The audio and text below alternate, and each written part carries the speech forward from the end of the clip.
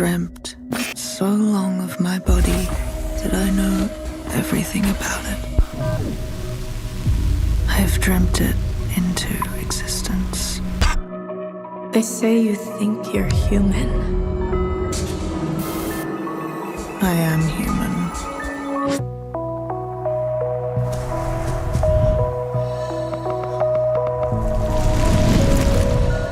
In this place, where everyone takes their bodies for granted, I would never. When I meet my body, I will never part from her.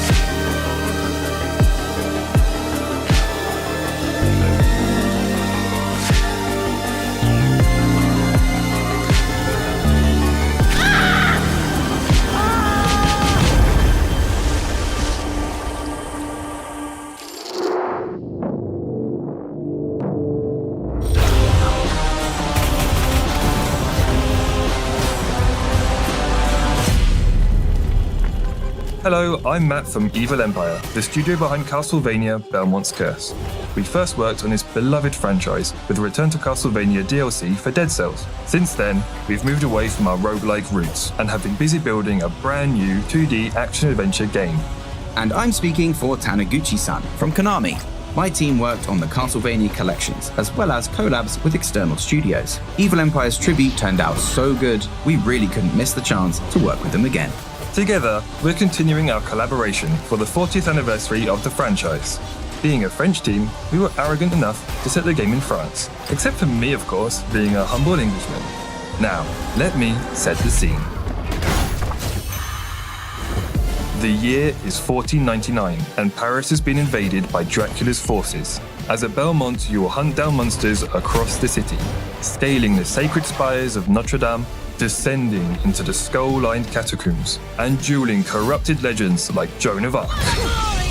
Only berets and baguettes are missing, but I think you've had enough of that already. And what will become of Paris when Dracula's castle finally emerges?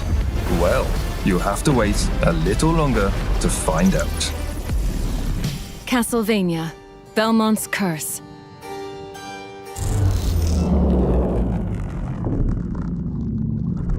Welcome, Pioneer. Time to join the great galactic expansion.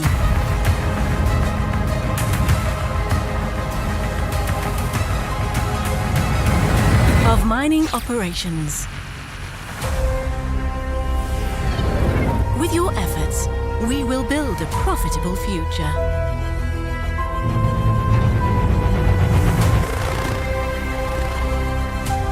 We will extend humanity's venture from one planet to another.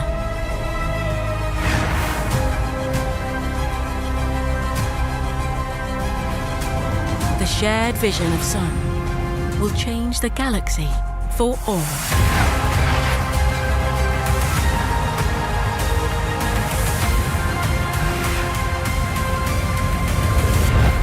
Strive to leave your mark under new stars.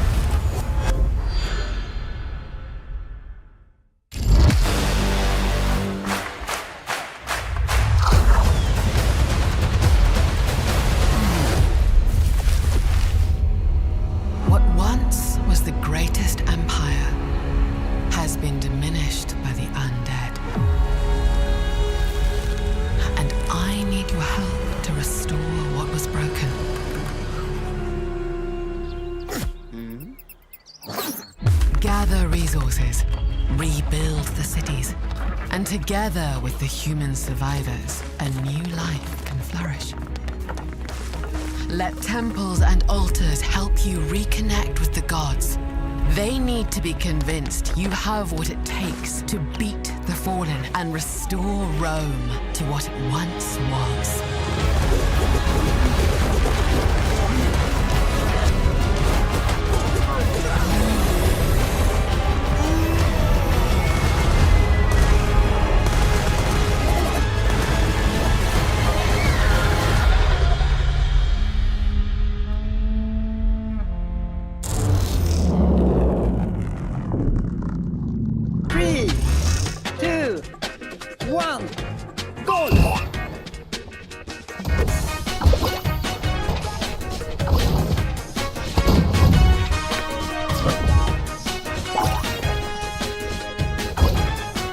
It's okay, it's okay.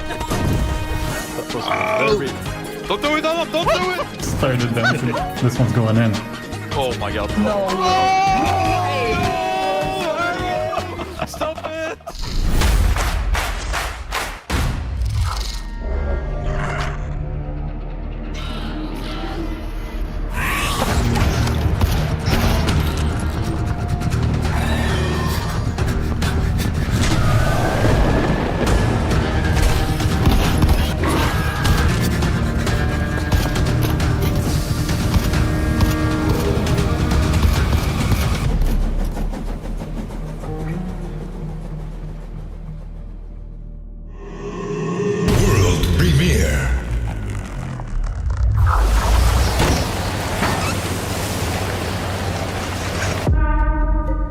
As you are returned to the earth, may the roots cradle your bones.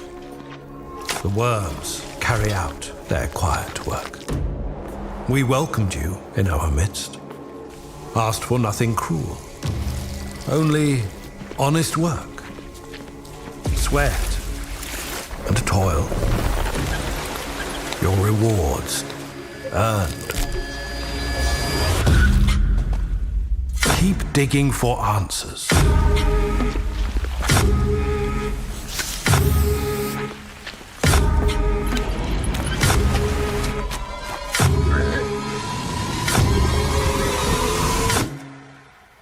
And you will reap what you sow.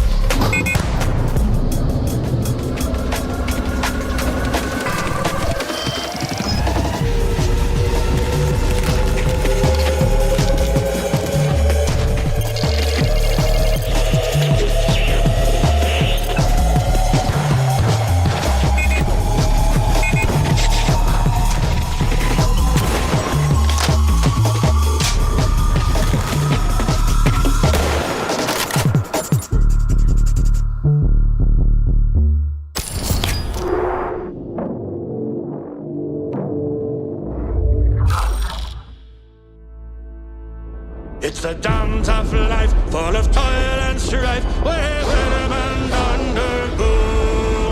We don't give a damn when the gale is done, how hard the winds did blow. Come on!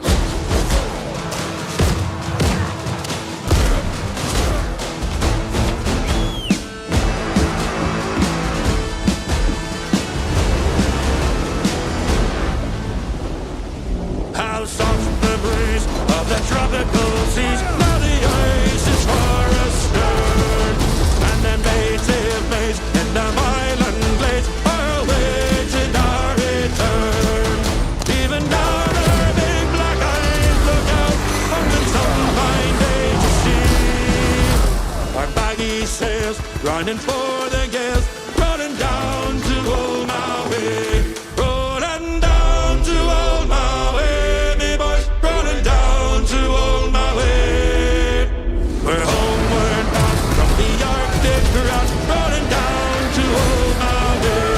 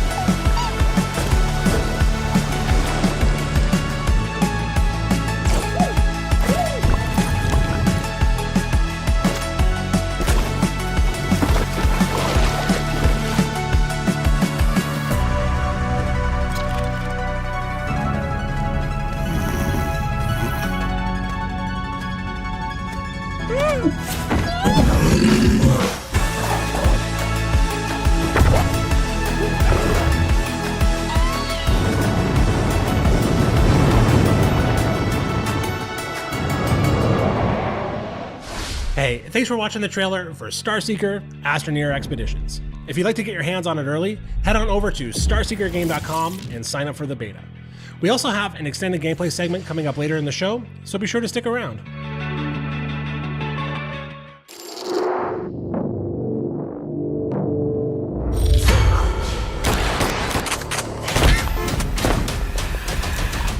You've been hired to work. So you're not the boss of me. Yeah, I'm not listening to any of that. Oh, okay. So customers come in and then we scan their IDs. Okay, we gotta check that they are a human. Shoot her. Shoot her? On the thing it says she's a plumber, but she says that she's a flight attendant.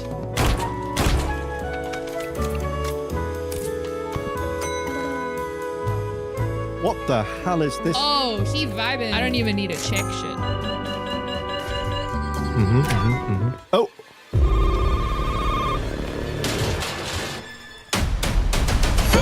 Oh, creepy. No, thank you. Did you see? Wait. Oh my goodness. We let two doppelgangers. 60 seconds. Okay, you board up the doors. I'll start setting traps. Yes, sir. Oh my god. What the hell is that?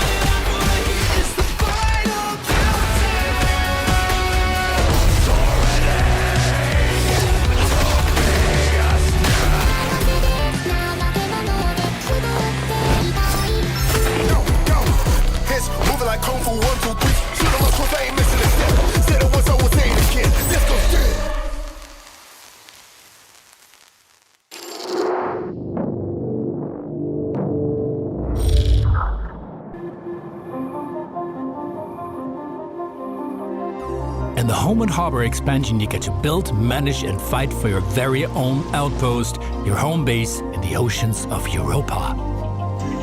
Outposts are valuable assets. Be ready to fight for them, both in single and multiplayer. Home and Harbor adds new mechanics and depth to Barotrauma. Manage and develop your outposts into industrial hubs and take part in the underwater economy. Discover a new faction in the world of Barotrauma, the Descendants. Mysterious, high-tech offspring of Europa's original settlers. With the Descendants, various new technologies are introduced into the game. Cybernetics, augmentation, energy weaponry, you name it. Home and Harbor adds more story, new missions, and deeper faction interactions to the Barotrauma campaign. Barotrauma, Home and Harbor expansion. Coming autumn 2026.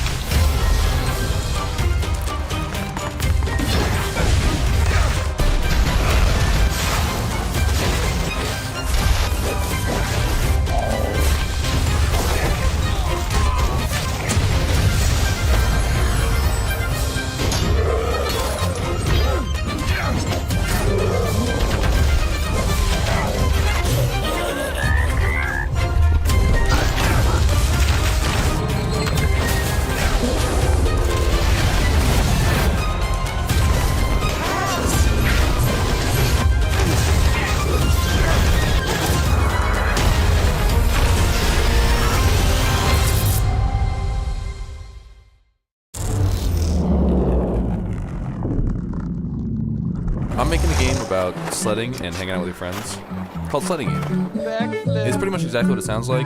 You sled with friends, you can race, you can do cool tricks and stuff. There's also a bunch of other fun things to do when you're not sledding, like snowball fights. Or fishing. Oh my god. I hate you so much. You can also just kind of hang around if you want. There's also some cool customization stuff. It helps with the cool factor. So yeah, that's the game I'm making, and I'm really excited to share that Sledding Game is coming to early access on April 30th. See you on the slopes real soon, people. Real soon.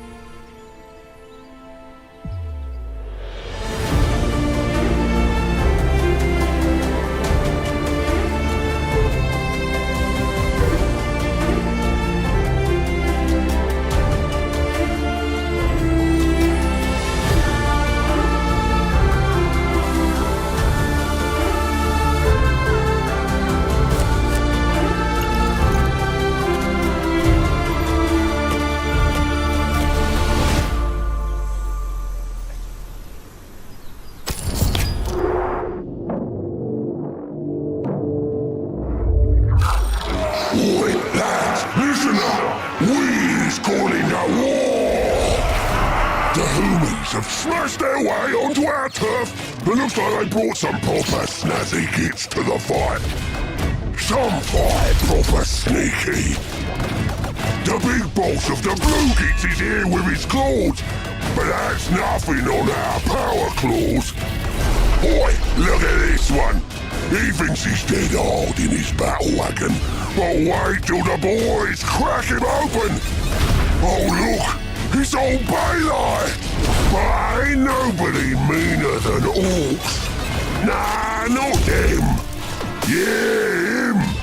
The biggest, meanest, Nazgul Magorok Thracker, prophet of Gork and Mork. Wah! Let's have it!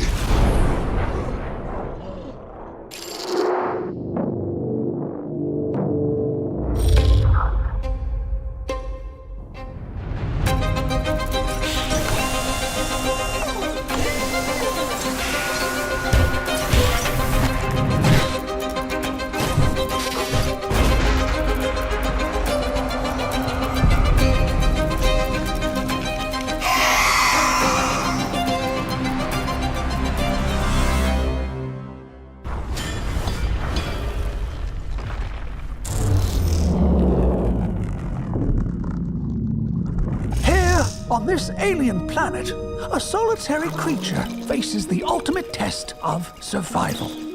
A duplicant, an industrious creature built to survive the harshest of environments. It must unlock the secrets of this strange world.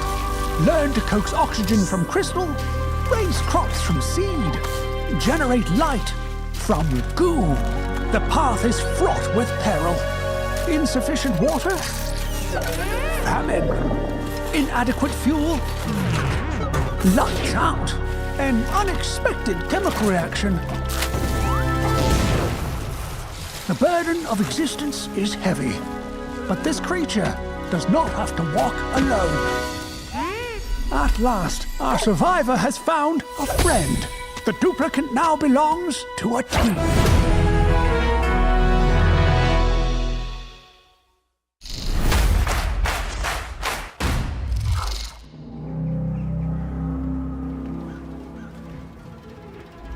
Even the crows refuse to feast on these bodies. This carnage reeks of something foul. Something inhuman.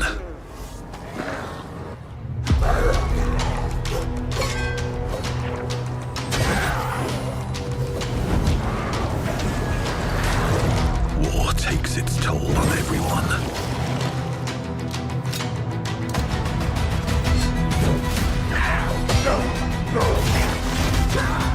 What horror has been unleashed on these lands? some escape in daydreaming, some in madness.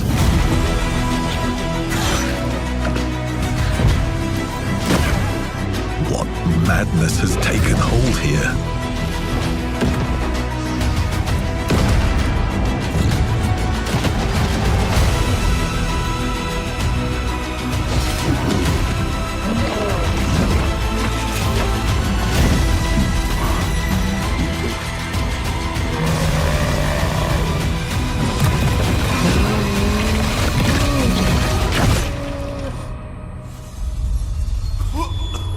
Am I dreaming this hellish nightmare?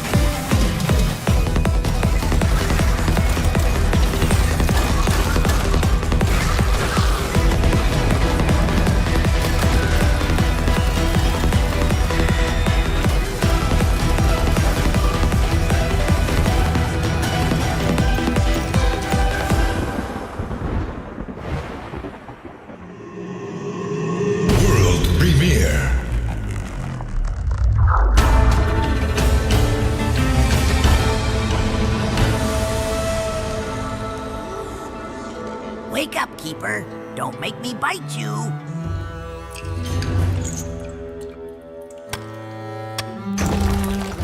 Yes, I may be a skull, but I bet we'll become best friends.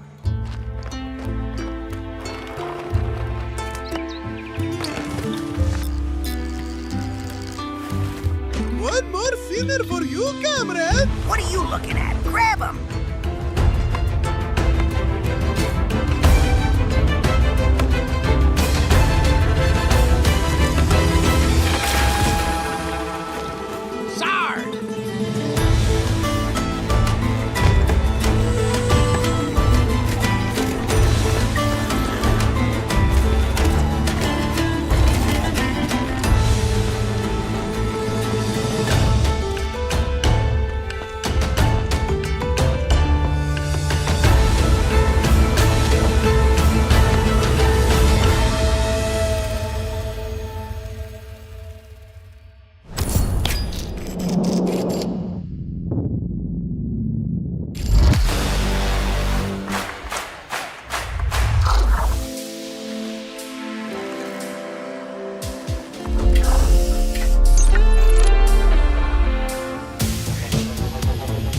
Experimental reactor, and I really do think the whole thing might implode. And that's where you come in.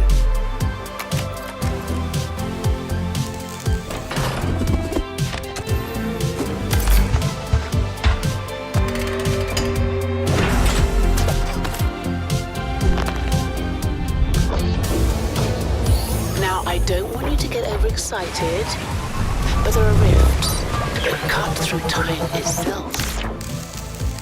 Stabilize one of those, and you could pop back to your own time. And while helping yourselves, you could perhaps fix a few teensy little problems for me too. Norchek thanks you for your service.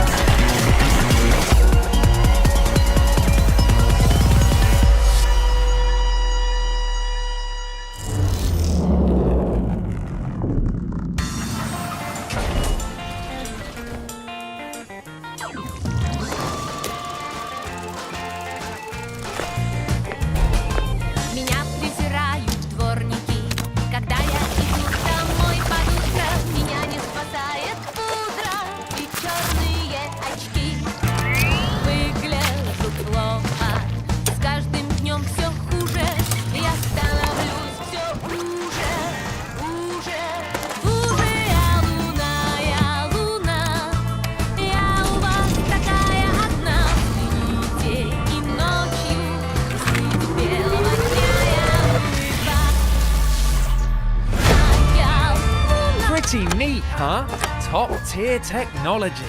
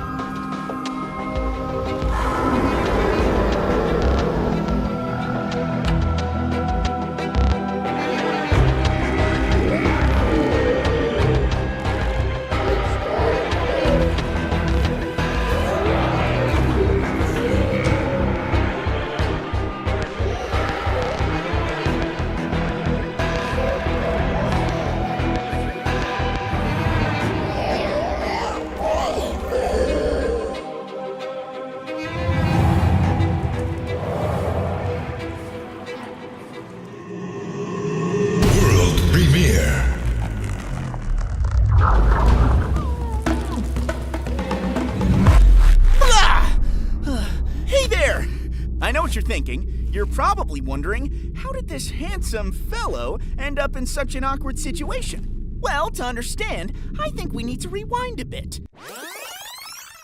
It all started when my best buddies and I heard about this very ancient place. Let's go, guys! Well, don't mind me. Smells good over here. There's some loot here, guys. We were peacefully making our way through when everything went completely off the rails. Ah, you filthy beast! It's closing! No, watch out! Suddenly, just when I thought I was safe...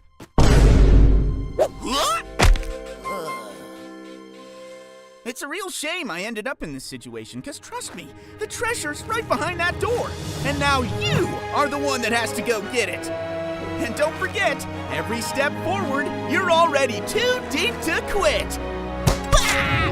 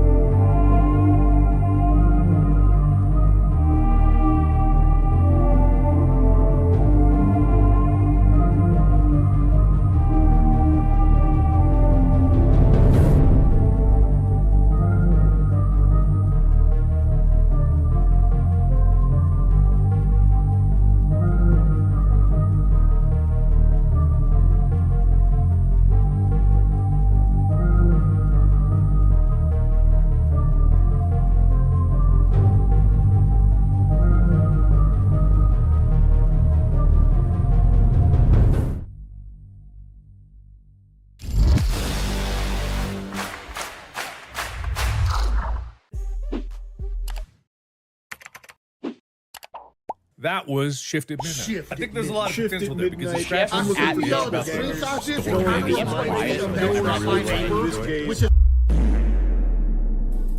I spent the last 3 years developing a 2D roguelike mobile game. That's 3 years coding, designing systems, animating, and so much more. And you know how many people played it? My mum, once. Because apparently the world wasn't desperately waiting for another 2D mobile game filled with microtransactions. So this time I'm starting over with one goal. Make a game people actually want to play. So obviously I have no idea how to make a successful game. So I did what any responsible developer would do and Googled it. How to make a successful game. Your first game needs to be a horror game. Make a horror game. Develop a horror game. If you don't make a horror game, I will tickle your balls. So it's pretty clear what I need to do, but there's just one small issue. I'm terrified of horror games.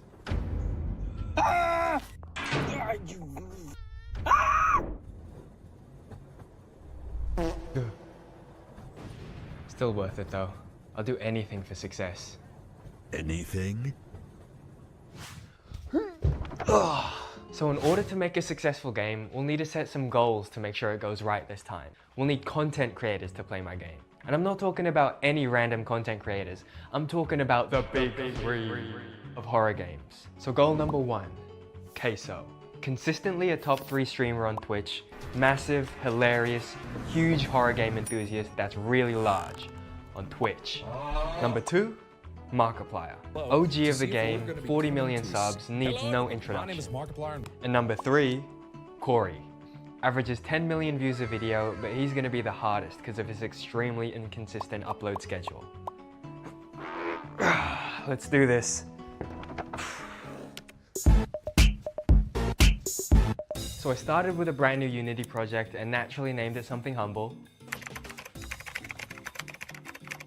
For this project, I'm imagining a co-op horror game where you work the night shift at a gas station. Original, I know, but stay with me here.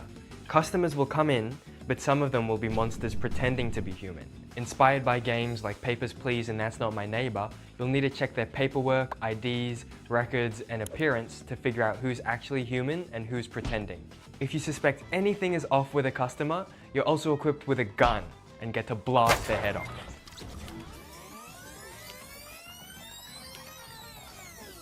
After nearly 3 months of grinding on this game, here's what I've got. Customers will walk into the store, grab items off your shelves, and now you've got to restock them through a quick little mini game. Once they're done shopping, they'll come up to the counter, hand over their ID, and you can look them up in the computer database. From there, you can start questioning them. For example, this woman says she's a flight attendant, but according to the database, she's actually a plumber. Gotcha! Then you can bag up her remains, throw them in the dumpster, and mop up her blood with this sexy mop. Okay, back to you, Future Bun. Future Bun here. Now that we have a mostly complete demo, it's time to give the game to my friends and see what they think. Douglas, roll the footage. Wait, how do I ask him stuff? Wait, what do I do next? Well, that went terribly. Turns out players had no idea what to do, where to go, or how to question customers. Is she okay? So to address this, I added a tutorial character to run you through the process of questioning customers and maintaining your store. Can't touch this. Can't touch this. Now that the game is ready, it's time to publish it to the public. The issue is Steam has a price of $100 to put a game on their platform. And I ate water for breakfast this morning. So we'll be starting with Steam's little brother, Itch, a free online platform to upload and play games. But just one problem, we still don't have a name for the game. After a chat with my brother, we landed on the name Shift at Midnight, because you're doing a shift at midnight, and doppelgangers are shape-shifting at midnight. Get it? Anyway, I found a guy on Fiverr to do the thumbnail for the game, and he did an incredible job. Shout out Pedro G on Fiverr, everyone send this guy love. The last thing I needed was a clear call to action for anyone who played the demo, so I added this to the page. If we reach 20,000 Steam wishlists, I'll release multiplayer.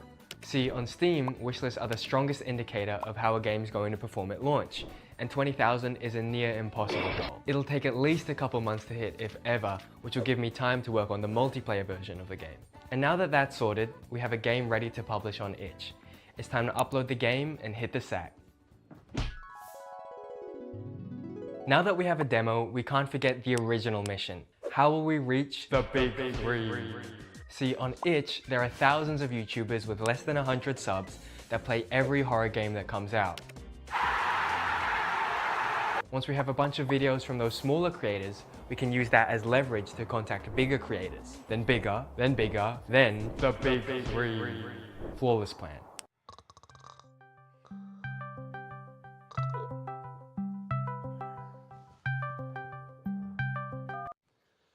Huh?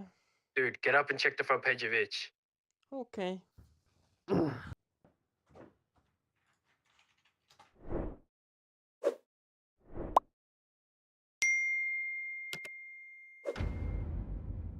Shift at midnight. Anyway, hey, Clyde. Clyde Dawson. All right. Holy We're only one day in and we can already tick off goal number 1 of the big three. Maybe hitting these goals is going to be easier than we thought. Maybe. There's just one problem. Huge game-breaking bugs are happening. Luckily, when Queso played it, none of these bugs happened. Chat, y'all gotta wish list this game, dude. That was so good. But we do need to urgently fix these if we want another one of the big three to play it.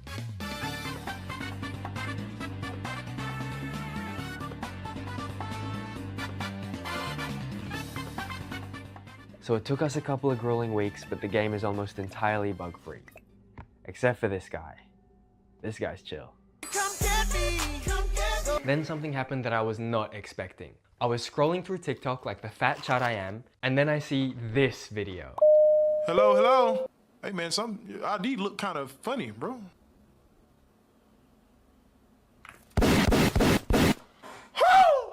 Calm down. We close. Oh my. I'm so sorry about that. This one clip from Twitch streamer Keem Summer went viral on TikTok, Instagram Reels, and YouTube Shorts separately, amassing a total of 78 million views on all platforms, which is apparently the entire population of Tanzania. Cheering fills the streets as the Great Bangwen lands in Tanzania.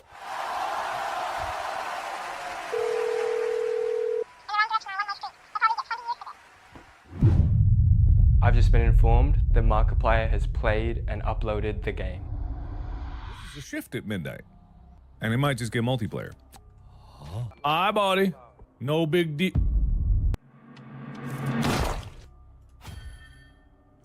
Hey, who are you? What in the Oh. That was Shift at Midnight. Wishlist this. That means another one of the big three have played my game, and we can cross Markiplier off the list. Now all we have left is Corey. The issue is, he's definitely going to be the hardest to get. Uh-oh. You guys remember when I set that 20,000 Steam wishlist goal, expecting it to take months to hit, giving me tons of time to work on the multiplayer demo? Well, this is what the Steam wishlist count looks like today, only a week later. I'm screwed. So back to work I go because people are catching on that I've well surpassed the wishlist goal and are asking where the multiplayer demo is. Now this is my first attempt at a multiplayer game, so let's get this done to the best of our ability. We do not care.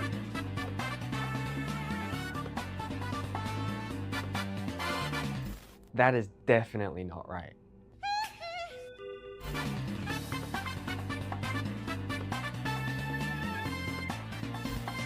Nope, that's not right either.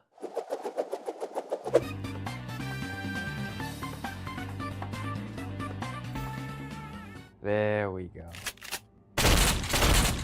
So it's been a couple of months since I started working on multiplayer, and I'd say it's about ready. Along with getting multiplayer working through Steam peer-to-peer, I've added more customers, more enemies, more weapons, and gambling.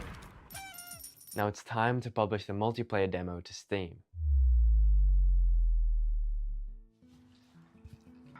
So at the start of this video, I said my goal was simple. get the big three to play my game. And while I did get incredibly close, Corey never ended up playing it. But honestly, that's okay, because what happened instead was something I was never expecting. Over the past few weeks, 800,000 unique people played my game. Thousands of creators made videos on it, and the Steam demo is now sitting at 99% overwhelmingly positive. Seeing so many people enjoy something you spent so long building is a pretty surreal feeling. I want to say thank you to all of the people who played the game, all of the streamers, all of the YouTubers, all the players, and everyone who shared it with their friends. It genuinely means a lot. But thanks to the support that this demo has received, I'm now able to work on developing Shift at Midnight full-time. There's still a ton of work ahead, but stay tuned for the full release coming in May.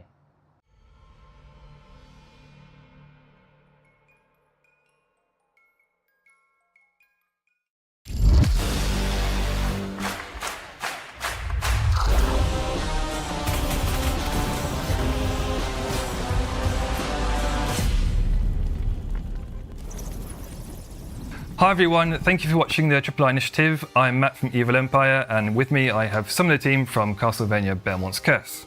Here I have Din, art director of the game, and Sandro, lead level designer. And to my right we have the big boss from Konami, Taniguchi-san, producer of Castlevania Belmont's Curse. So Sandro, we're a French studio working with a Japan-based company. What does that look like for development, and do you have any cooler anecdotes that you'd like to share? Well, obviously, I would say the biggest thing is the time zone difference between France and Japan. It often meant a lot of early meeting for us and late night evenings for our colleague. Fortunately, they never held a grudge against us, and whenever they came to see us, they brought a lot of snack and goodies, which was like a second Christmas for the team. Speaking about food, they were always super curious to try weirdest and like heaviest French food, which was also crazy. But more seriously, I would say that adjusting the processes of both teams was the biggest thing. We all have our respective background as companies, Evil Empire being an indie and iVox company, and Konami having been here forever and having stronger processes. It meant like learning how to adjust the way we work together, but I think in the end it made the project stronger as a whole. And Din, why did we choose France and specifically Paris as a setting? Was it really out of national pride, as I joked in the trailer? No, not at all. No, in reality, we wanted it to take place in Venice and working around the theme of the Venice Carnival. After a moment, we thought it will be maybe too caricatural. Maybe we wouldn't do it well. So someone had a great idea to do it in Paris.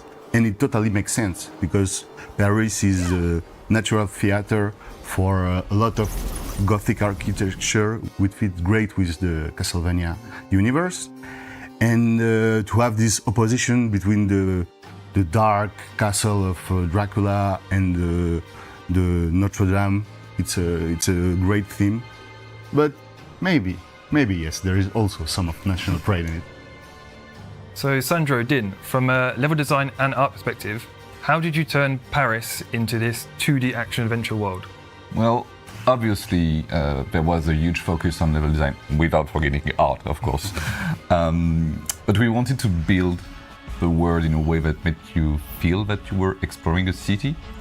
So it meant taking extra care on the way we created our exterior spaces, leveraging the verticality of the city, like exploring from the middle of the streets to the rooftops, making sure you can explore inside or outside spaces.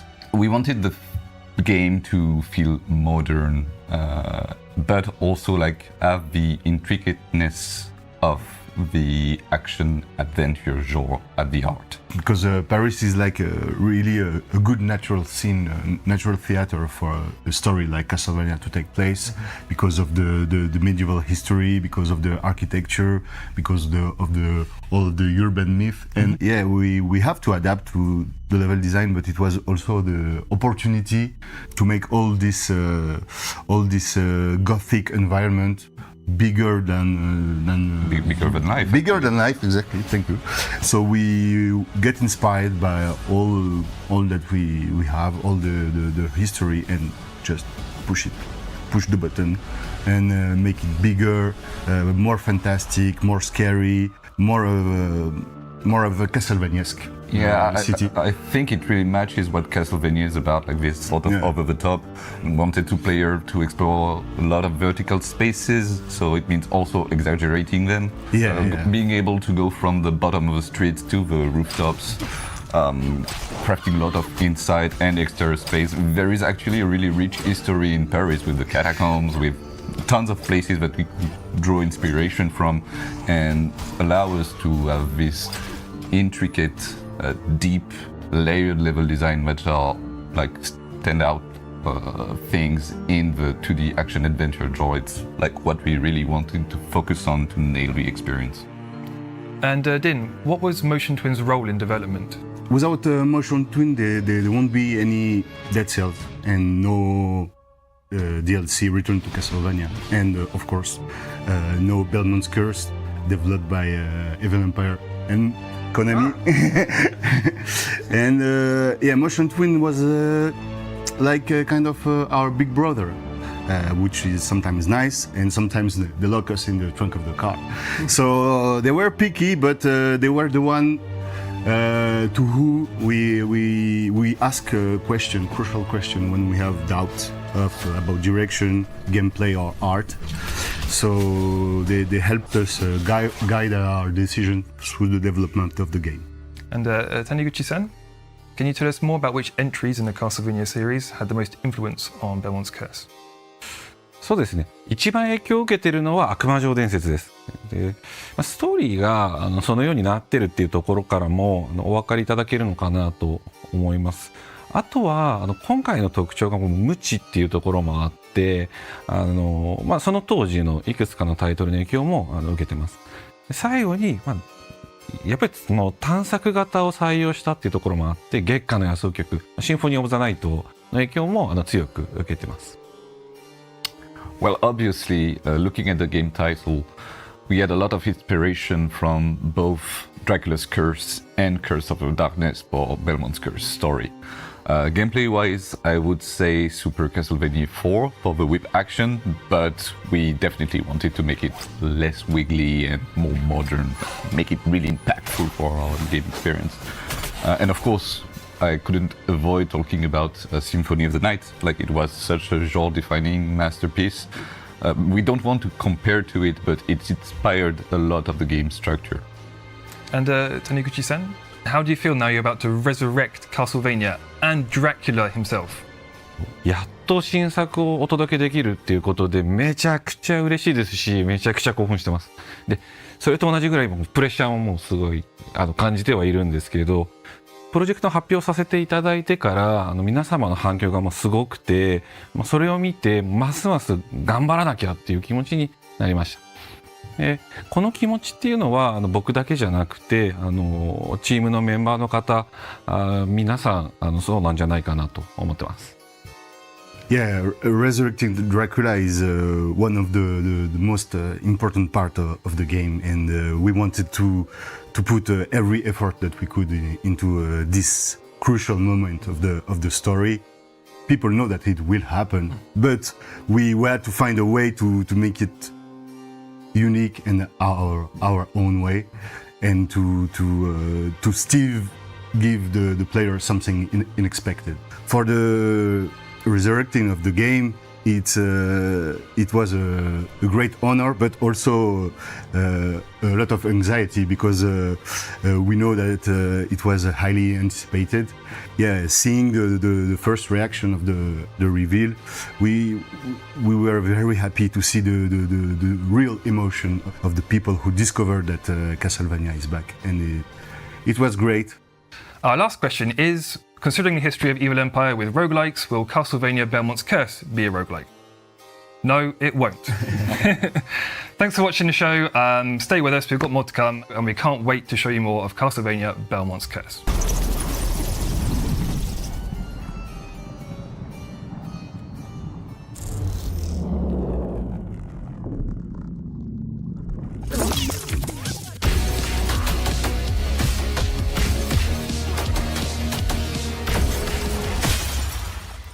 Hello and welcome to the Dead as Disco preview with none other than Brain Jar Games.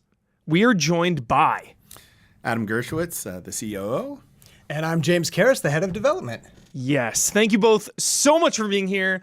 I learned about this game last year at Gamescom, and I could not get enough. All I wanted to do was find little pockets to come to Dead as Disco to try to beat those bosses, because it is absolutely one of those games where it's like, one more try, one more try, one more try. I could not get enough. So please, for those that don't know what Dead as Disco is, please just tell us a little bit about it. Yeah, so Dead as Disco is basically martial arts meets music video, where every punch and kick and combo seamlessly syncs up to the song that's playing.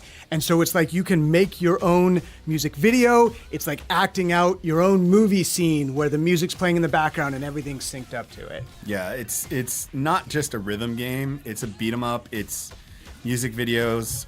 We really just think about it as what would happen if you had a TikTok dance video, but it's a video game, right? And Yes. we can totally recreate that experience. Yeah, it is crazy how the music and the combat syncs up so well. Obviously, there's a ton of different musical genres that we'll go into in a little bit, but just kind of walk us through how the music and the combat sync up in each of these levels, because it feels like it just like shouldn't happen. I'm like, how am I always on the beat here? How does this work? Yeah, it's really important to note.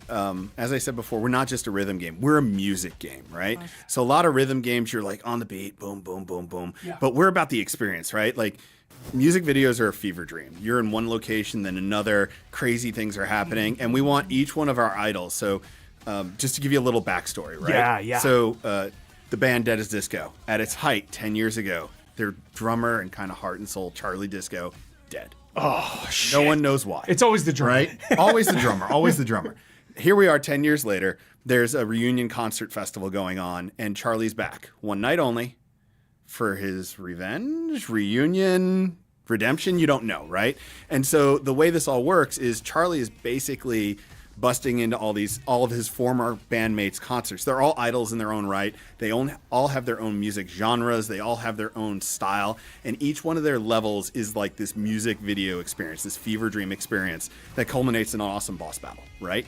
And so we design the music first before we even design the level. That's right? what I was going to ask about. Because you want this. to build it that way. And then we go back and forth to really tie in the experience. How is that process working with the musicians and kind of the level and combat designers? Like, what can you tell us more about that kind of collaboration? Yeah, absolutely. And it's one of the most fun parts of the job, actually. So on the music side, we work with our internal team that builds a lot of the songs, but we also work with folks outside of our team that are part of the music industry, real musicians to help us make this song, right? We have someone that actually works in K-pop doing the vocals for a K-pop song. We have a guitarist that's currently touring with Baby Metal that's doing a bunch of guitar stuff for us. So it's really, really cool. And there's a lot of back and forth where we set the song first and we start to feel out the level with it.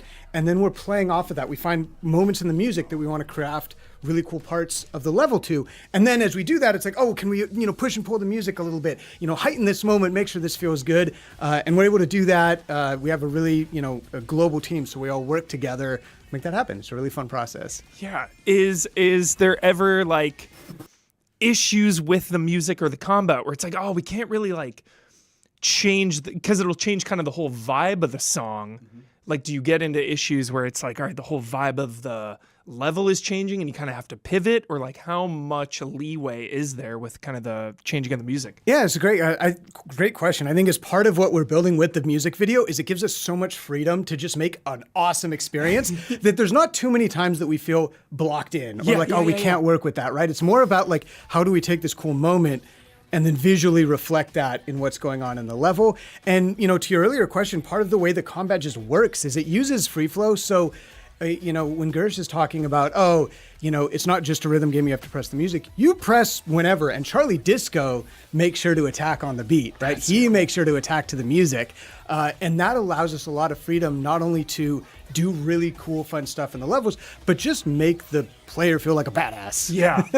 And then obviously, if you hit on the beat, crazy stuff happens, right? That's when you get the over-the-top finishers, the over-top counters, the score goes absolutely wild. We actually have crowds in a lot of the scenes because these are concerts, and they will react to you doing well, right? Cool, yes. I definitely, because it is so like pretty challenging, I was definitely just kind of mashing it out at some points because I started to panic. Those ranged enemies I'm trying to dodge away from. You got enemies with shields, you got enemies coming in and swarming you. So I do like that if you keep your composure, you are rewarded for it in the combat. That's really awesome. Exactly, but at a base level, everyone should feel awesome playing it. So Yeah. you can come in our game, you can mash around and still feel really, really Yeah. good. Absolutely. And that's one of the greatest things about the tools and the technology we built is this will work with literally any song. And we give players the tool set with My Music to kind of pull any music in their music library right into the game, sync it up, write it up, and then make whatever they want with it.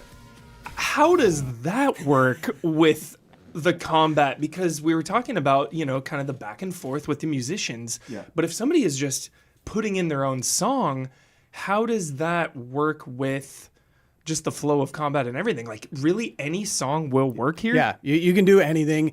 And a goal for us was making sure that someone with no musical background can get a song in and play and feel really good about it. So the two things you need, you just put your song in My Music and you specify the beats per minute, which is really easy to find for any song. So once you have that, the game just knows, okay, here's the beats per minute. We're going to line things up. The combat's going to work because we're going to scale the animations and do everything that we need to do under the hood to make that feel good. And then for people that really want to start customizing it, we have what we call the advanced song editor that you can dive into. You can trim the song. You can change exactly what the beats per minute are at different points. You can put in your own, and it's a tool that we're going to keep building over time. But yeah, you can just drop it in and have it work, or you can start customizing it and doing your own cool things. Very cool. Can you tell us about kind of the different idols and kind of the structure of a level culminating with the boss fight? Yeah, so I think one of the ones that we're interested in showing, so a lot of people have seen Hemlock, right? You know, punk rocker, skull in a jar, giant mohawk. Yeah. But one of the idols that I'm most excited about is Aurora, right? Who's our K-pop idol. Yes. Once again, voiced by a former K-pop trainee and musician. And her level is that really fever dream, right? So like she's all about becoming greater and more, right? So her whole level is this kind of galactic journey, right? You start out in this planetarium, you go out into like this new world, you go to the flip side, the dark side, and you end up fighting her literally on like the rings of Jupiter. Yeah, right? the rings It's of the rings of Jupiter. Jupiter. But she is huge, right? And so this music experience is just phenomenal, right? And so when we think about that, we think about what the music is, what the vibe is, what the style of the music is, and what type of experience, right? With Hemlock, you're in a subway, it's kind of neon, it's dark, but he's punk, right? That's just the way that goes. With Aurora, you're in this kind of galactic, over-the-top, glittery, awesome experience. And then with the other idols, we kind of build it to that as well. We have another idol we've talked about, Dex, who's all about the music, right? And getting, you know, the song perfect, correct. And his level is black and white. Why? Cool. Because he is black and white. That's his experience. Yeah. That's metal. That's hard rock, right? And so we really do try to bring out like the vibe and the feel of each idol. We want every idol to be like a real musician. Yeah. Right? Do the musicians, or did they get any input on kind of the vibe of the idols, or was that kind of a collaboration? So we have, and it depends on which idol for the amount of influence there, but absolutely, it's something that we've talked to. In fact, one of the idols that we're not talking about just yet, but is the fourth one that's going to be, we're going to talk about soon, had a lot of input from the person that is doing both the lyrics for the song and the voice for the character, which is really cool. Yeah. But yeah, there's a lot of inspiration we take, and we make sure to talk with, you know, what kind of things work for the musicians and feeding that into the idols because they are musicians. Yeah, and I think we could tease that a little bit, right? The reason why we work with the musicians so much is that's hip hop, right? Mm-hmm. And hip hop is so based on the lyrics and the tempo and the way the artist performs that we have to build the song to the artist, right? We have to make that, in order for it to be real, it has to be them, right? And so that's really important. But yeah, a little teaser, more to come, right? Love this. How many songs are we starting here with early access? A lot.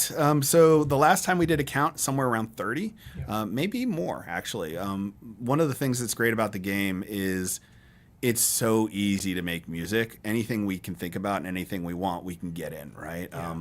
And we can get it in quick, and we can see it, we can play it, And sometimes we just make variations, like Maniac, for example, the first song we licensed. Such a good song for this game. For covers, yeah. But we have a punk rock version, we have an 8-bit version, we got the original version. So like, version of Maniac? an That 8-bit sounds version of Maniac, yeah. Yes. Yeah, 30 songs and then 4 full story levels, and then obviously with my music, then people can just play it forever and ever. Unlimited, yeah. And one of the great things about the songs is we kind of have this A side, B side experience, right?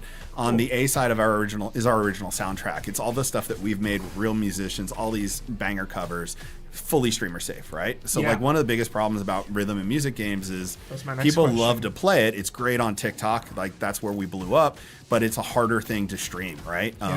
And so that experience, you can just click a button and good to go. Yeah, streamer safe mode, easy right from the beginning. Yeah. So. How much will that change the music? So essentially it will remove some of the songs, but like for example, Maniac being in Hemlock's level, we have our own internal track that we've built for that level, so you can play through the whole level to Authority, I believe is the name of the song, which honestly is a really cool song too. I bet, yeah. So that's basically it, is we just make sure anything that's in a story level, there's a replacement track for it, and then in Infinite Disco where you can play whatever you want, those songs just aren't available, and then you can always go in and turn off streamer safe mode if you want to play on your own and play those songs. Yeah. And then flip side of it, we do license music as well, right? So you can have that kind of more traditional Guitar Hero, Dance Central type of experience where you can go in, you can pick your favorite song, and you can compete on leaderboards or time trials or like challenges too. We make a bunch of custom challenges for each of the songs to kind of obviously challenge players to, do different things. Yeah. There's been a beat 'em up renaissance, we like to say around here, in the last like 5 or 6 years. What was kind of the origin of Dead as Disco? Like, what was the idea to combine a beat 'em up and a rhythm game? Like, when did this exactly start and happen? Yeah. What was the moment? No, there's like a whole origin story to it and everything. We want it. We want that. I would say our CEO, Will Cook, got together with some of the other folks at the company, the early founders, and we're just sort of thinking about ideas. What can make a really cool game? And what really resonated was like truly those awesome movie scenes where stuff is synced to the music. Baby Driver was a big inspiration for us. Yes. And so we looked at Baby Driver, and it was like this initial pitch of like, Bruce Lee brawling to the beat on TikTok. What if you had John Wick meets Baby Driver, right? That sort of like music video. And then it was instantly like, okay, well, we got to do something that's tied to the music in this awesome way. And this style of combat just lent itself to, you press the button and the character decides what they're going to do and what's cool. We could sync that to music so like cleanly and elegantly. We put together a prototype of it. It's super fun, and then we built from there. Yeah. So the free flow combat systems have a natural rhythm to it. Like everything kind of happens on that tempo and beat. When I first played Batman, it was like, this is like a rhythm. I'm just got to follow this rhythm. Yeah. And we said like, why is nobody doing this? This is an amazing experience, right? Yes. Like we're inspired by like these games, and no one's done it. Like we want this. Like that's what we are as a studio. We make games that people feel compelled to share, right? We make games that bring joy and smiles. And that's what we want to do. And we had that secret sauce with this game. Yeah. When I was playing this game at Gamescom and then just here at the studio, grinning. Just smile on my face. It really is one of those just, you cannot stop playing this game. It is so addicting. Just like, like trying to get the high score, trying to finish the level and trying to get the high score, but just like to feel the rhythm and everything. It's just like so rewarding. It feels so good landing those hits on the beat. Like you were saying, like how is no one doing this? Yeah. How is no one doing this? I It's so love good. hearing that because it when you talk about what we wanted to build from the beginning, we talk about the lizard brain, right? Like hitting the lizard brain, right? Like dopamine. We're not out there we're trying to build like the most, cerebral experience ever. And those are cool things. But like our goal was just like fun, right? It's like so you fun. play it and just moment to moment, fun. And truly it's my favorite game that I've ever worked on. Honest to goodness. So awesome. It just feels good immediately too. That's so hard for a game, I feel like, where it's just like from moment one, the immediate 1 second, you're like, yep, this is fun. This is so fun. You mentioned the demo is out now. Yep. On Steam, you can download that demo for Dead as Disco. You can jump in and just play if you're getting hyped on watching this. And then can you just tell us about kind of the early access release date and what to expect from that? Yeah, so right now we're going to be releasing in May. People say, when in May? And I go, as soon as I can. But the reality is, we're still putting the final touches on it. We're going to be playtesting the heck out of the game in April. So get into the demo. There's a little button that says join our playtest, sign up. We're going to try and get as many people in as we can. And when we get a great signal, that's when we go. But we're definitely putting it out in May. Awesome, guys. Is there anything else you want to say about Dead as Disco? We appreciate everyone that's played the demo. We appreciate anyone that's going to play the demo. We just love this game. And so please give us a shot. Check it out. Yeah. Because I think you'll have a really good time. We made it to have fun. Yeah, we made it to have fun, and we made it to share, right? And so we want to see what people do with it. We actually didn't even talk about all the modding and everything else that went in. Tell us about it. In a flash, right? Yeah. So not only can you bring in your own music with my music, and you can get it in there real quick and just be like, I know the tempo. You can mod it out, right? You can fully adjust how the music works if you get into it. But also, we're going to be unlocking slowly over early access all of the tools that we use to build the level. Our dream is players will be able to take our tool set and make their own music matched video, right? James and I were talking before, the mod community is already huge on it. Somebody went and modded Shrek into the game with Shrek's level. Always the first mod. Was busting face to Smash Mouth, right? And got 5 million views. 5 million views on TikTok, right? It's just bonkers, right? And so we're building out all of that experience. We're giving people tons of levels to choose from. We're doing some Rockstar fashion stuff. We're going to integrate mods. We're going to continue to enhance our tools, but it's going to be really exciting just to see what people make. Oh my gosh. Because, I feel like the community is always like, they do things you don't even dream of. It's like, they did what? Yeah. They did what with the game? I mean, that's really the secret sauce with this game. Like, I kid you not, what, 300 million TikTok hashtag views or something like that? And it's not our channel. It's you guys, right? And it's super exciting and it's super invigorating and it just makes us want to build more. That's so awesome. Yeah, I can just speak to my enthusiasm playing it and then being at Gamescom, just your guys' booth. I just will never forget, like, everyone just couldn't get enough. Like, I remember people coming back multiple times. I feel like you might have been there. You're like, yeah, this guy's come back like 4 times here. We had that exact conversation, like, exactly. Yes, I remember we had a parent that just parked. The kid was so into it. I was basically babysitting the kid for a few hours. We will not name news outlets, but we had a number of people that just came by and they're like, "Hey, you want to talk about the game?" Nope, played it. Yeah, like, what do you hear? I played it. I want to fight Hemlock, and they sat there for 45 minutes, and we're like, "Cool, you have any questions?" Nope. Rolled off. They're like, I did my thing. I'm super happy. I'm super fun, and we love it. I love this. If you want to check out the extended cut, consider checking out EasyAllies.com or YouTube.com/EasyAllies, where you can see more of this interview. Thank you so much for joining us. That is Dead as Disco, launching in early access in May. But if you want to get a taste right now, download that Steam demo. Give it a go. You will be addicted. Thanks so much. Love and respect.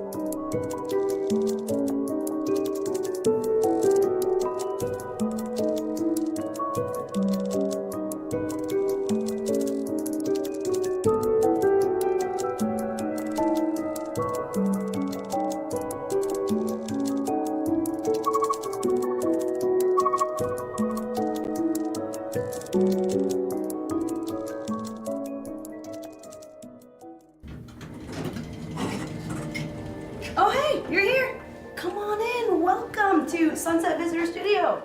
I'll show you around. Ta-da!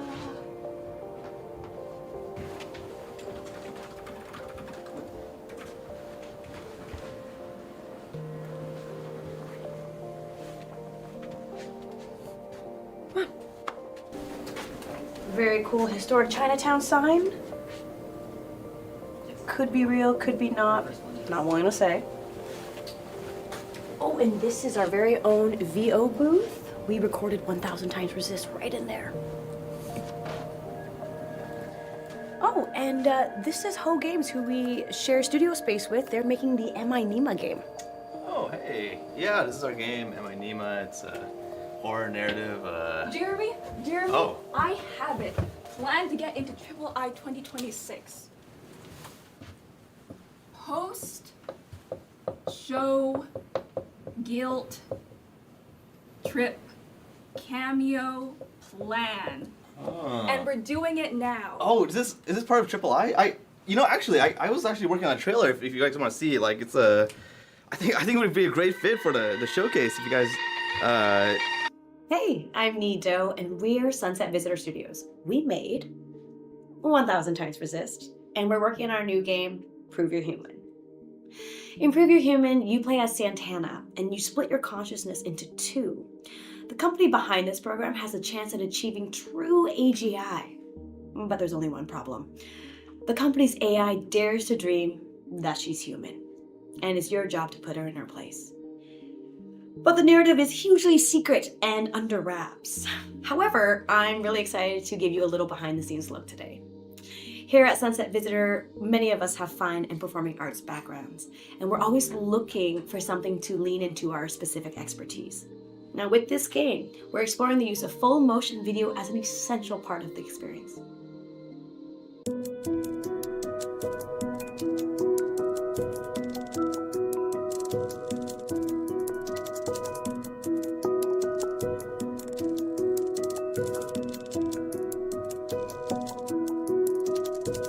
Facing upstage. Little arm up, a little arm down, a little down to the ground, and then.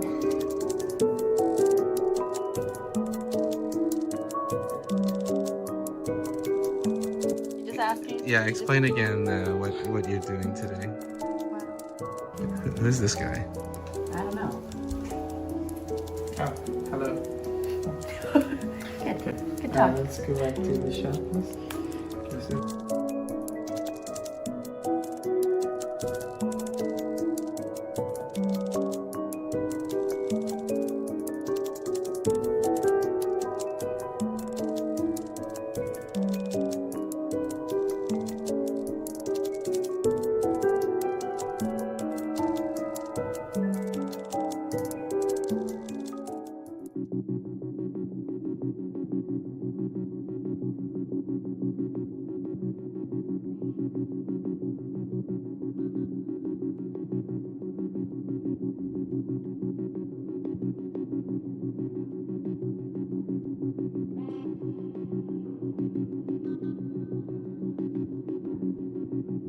Sort of, we're trying to do some of the similar language as like taking a photo, you know, so like,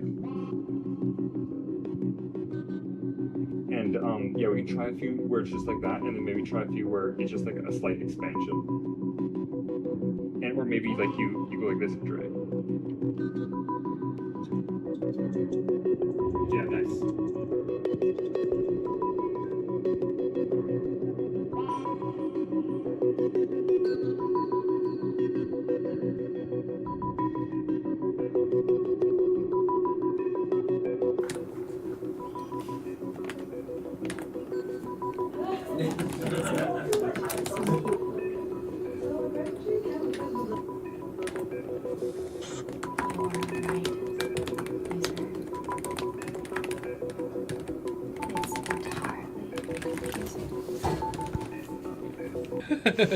Let's do a series. Let's do a series. And you can just try it many ways now that you've heard it. Yeah. So just keep rolling? Yeah, let's just keep. I'd love a round of like kind of a bit like mean and nasty. Yeah. They say you think you're human, They say you think you're human. They say you think you're human. They say you think you're human. They say you think you're human. They say you think you're human. Stage directions that she kind of reads out loud, or I can't remember what you call them. Inhales quickly and such. Do you want me to just read that straight, or do you want me to read it with the, like, I guess, emotion of the thing? Like, when she says smiles, do you want me to smile, you know? I've dreamt so long of my body that I know everything about it. I have dreamt it into existence. That one felt like Oh, like, well, love it. I am human. I am human. I am human. I am human. Oh, I can really... I am human.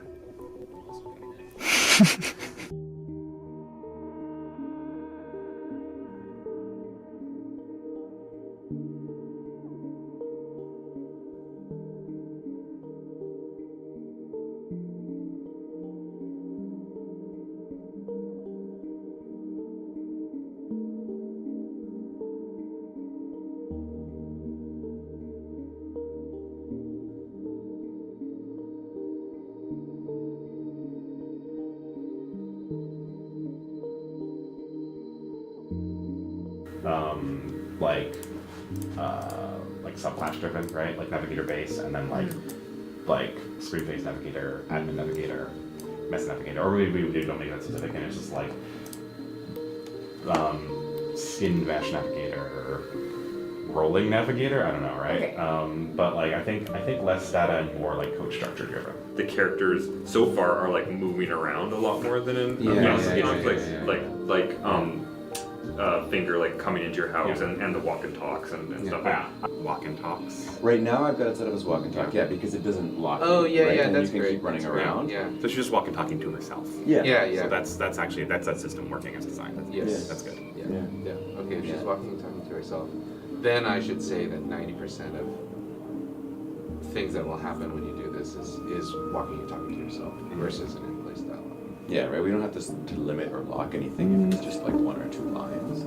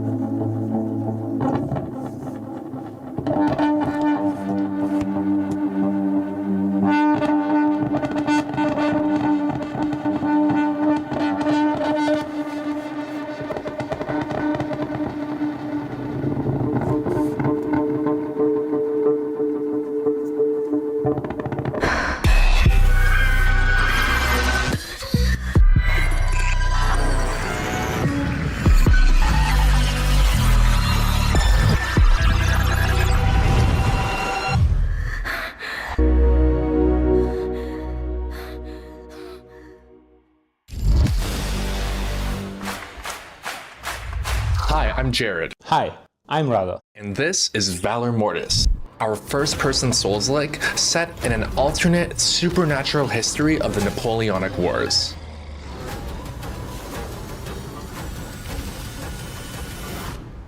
We revealed Valor Mortis last year at Gamescom, and the reception has been incredible. You love the unique time period and blending history with supernatural corruption. But there was also some doubt about whether a Souls-like could work in first person. That's why we immediately had an open pre-alpha playtest way before the game was launching. We knew that it would be a challenge to get this unique gameplay combination right, and we wanted player feedback as soon as possible. Luckily, over 200,000 of you signed up, and a huge number of you played and gave us awesome feedback. But along with those playtest results, Rado and One More Level have been making first-person action games for a very long time now. At One More Level, Ghost Runner was a defining project for us. It was all about first-person parkour, melee combat, and this very intense sense of speed and flow. We also built a lot of gameplay around movement-based challenges and what we like to call speed puzzles, where the player had to combine precision, timing, and momentum.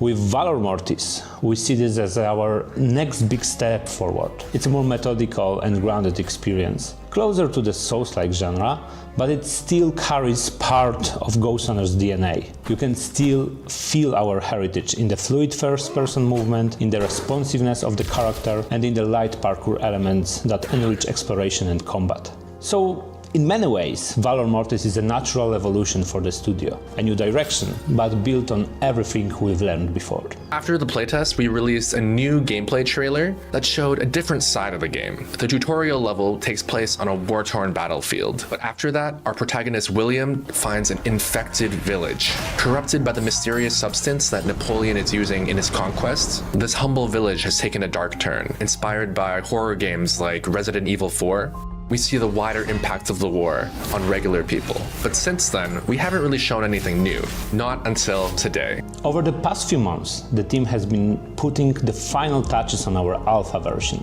The game is now content complete, which means the core content is already in place, and our focus has shifted toward polishing, balancing, and refining the overall experience. Right now, it's all about improving quality across the board, making combat feel better, tuning progression, refining pacing, and making sure all the systems work together in a satisfying and cohesive way. This stage is less about adding major new things and more about making sure the game reaches the level of quality we want.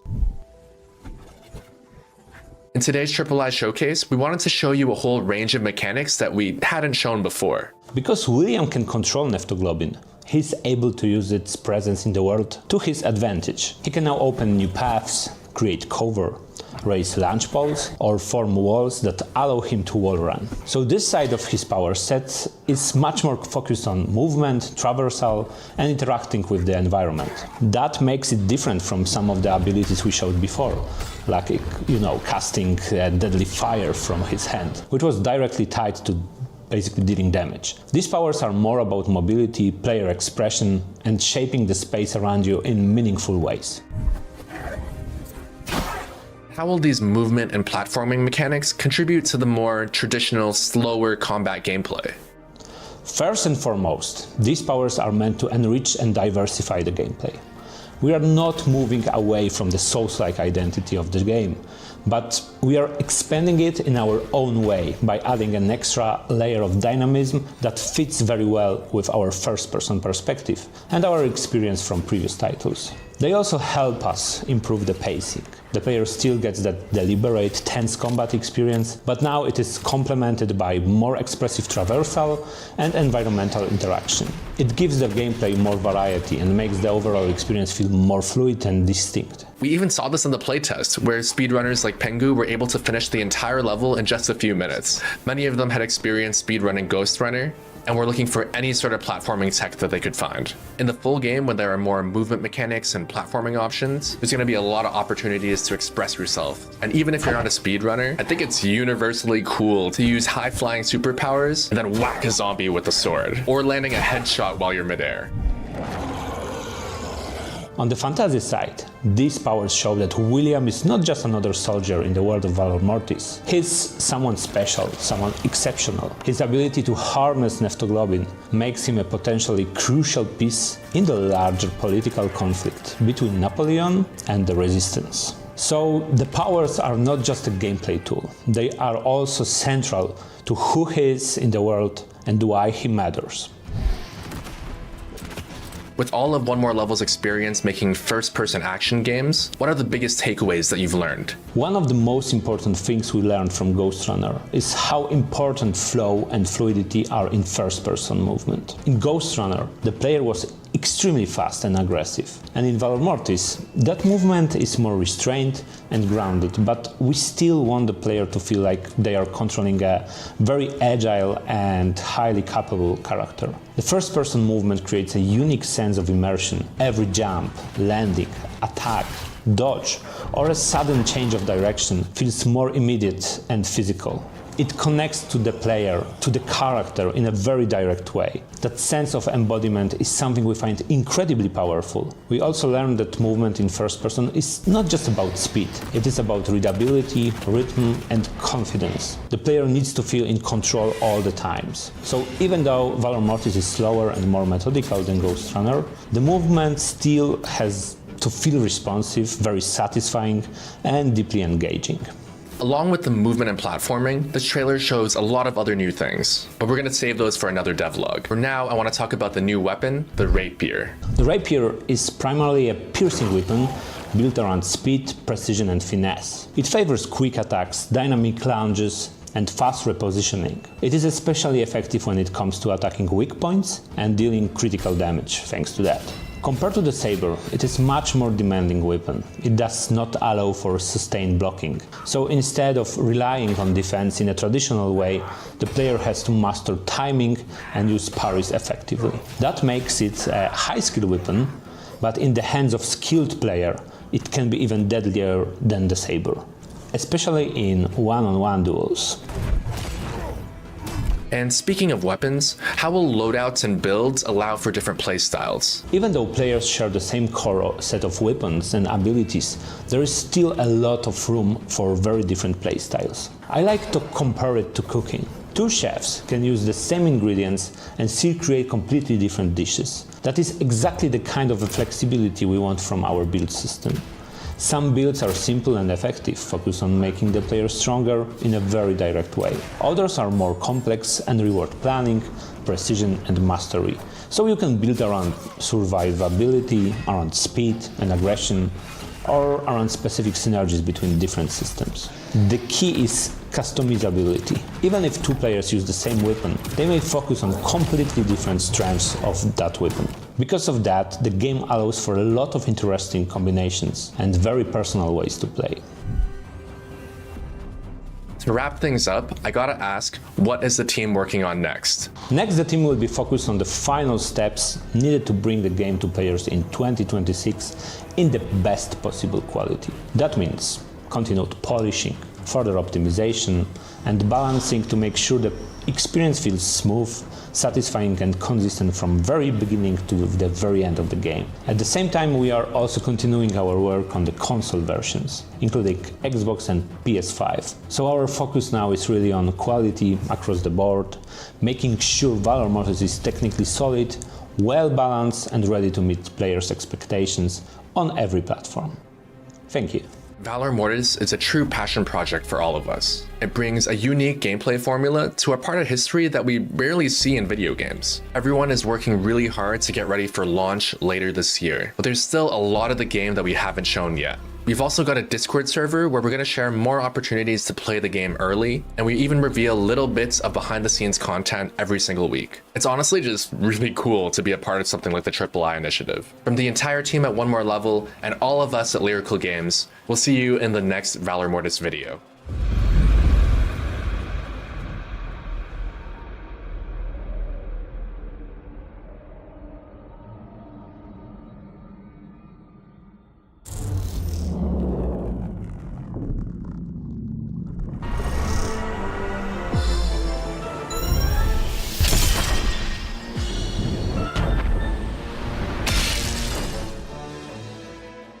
After Crosscode's development wrapped up in 2021, we wanted to create something new.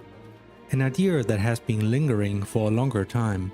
A game where you bring back a fallen world and rebuild civilization. Much like a favorite for many of our team members, the Super Nintendo classic Terra Nigma. Project Terra was born, and in 2024, we revealed the title of our new game, Alabaster Dawn. Hello, I'm Felix, also known as Laxen, the creative director of Radical Fish Games. Today I wanted to talk about our new upcoming action RPG, and since much like Crosscode, it's a very ambitious project, there's a lot of stuff to cover. So if you'd rather just play something right now, there is a demo version on Steam, so just give that one a try. And otherwise, let's start with the setting and the story.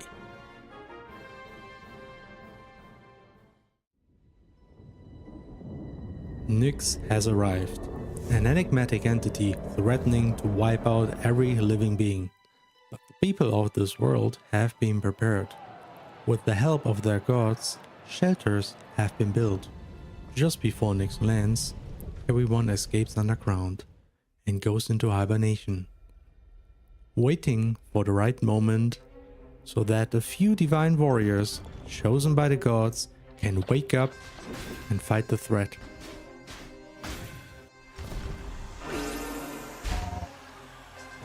Yet it seems that things don't exactly go as planned.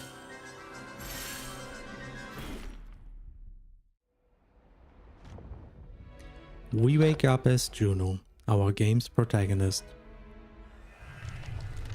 She finds herself in a world taken over by Nyx. Now, she's supposed to do something about it, all by herself. And what's even more odd, she isn't exactly one of the chosen. Not anymore. She has been cast out.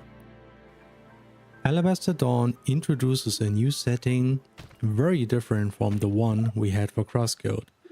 And while a story of one chosen hero fighting the big bad might seem rather standard, we have a lot of things planned, and we hope we'll be able to surprise you.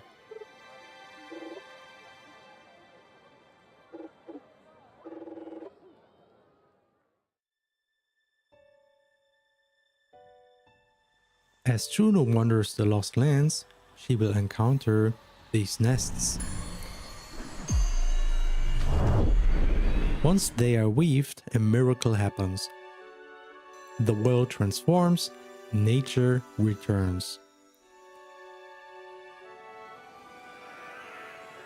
At this moment, when the shelters open and people emerge, the theme goes beyond just fighting Nyx. It's now about rebuilding a fallen civilization.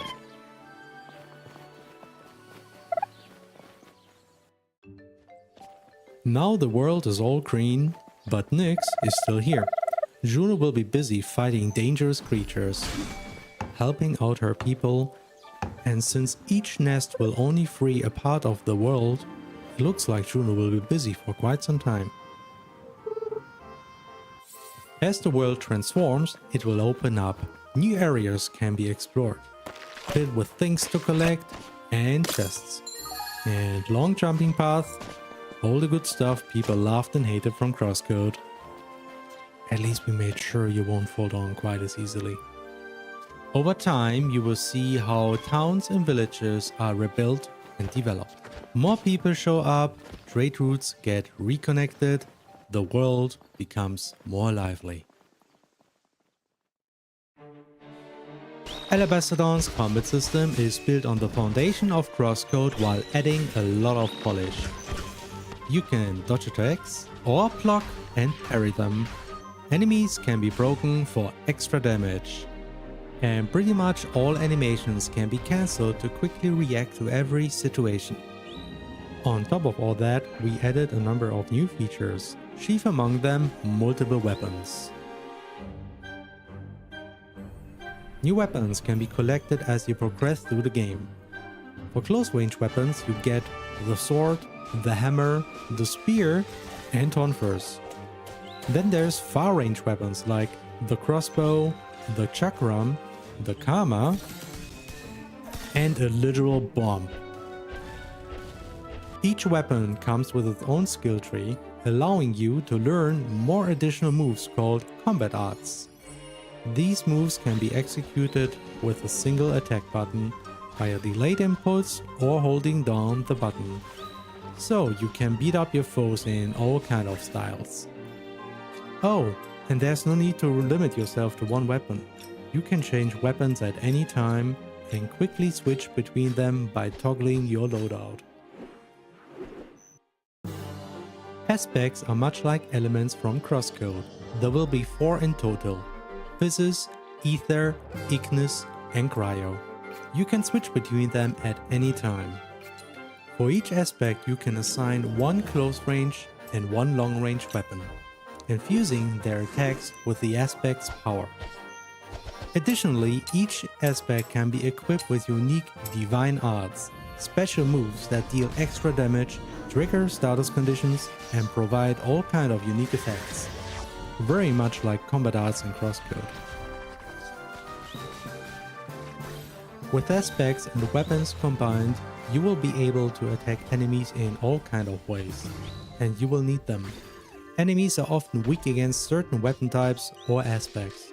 Using the right tool is key to break enemies quicker and to deal more damage. Of course, Alabaster Dawn wouldn't be a proper action RPG without items and equipment. As you explore, you might come across a bunch of gems.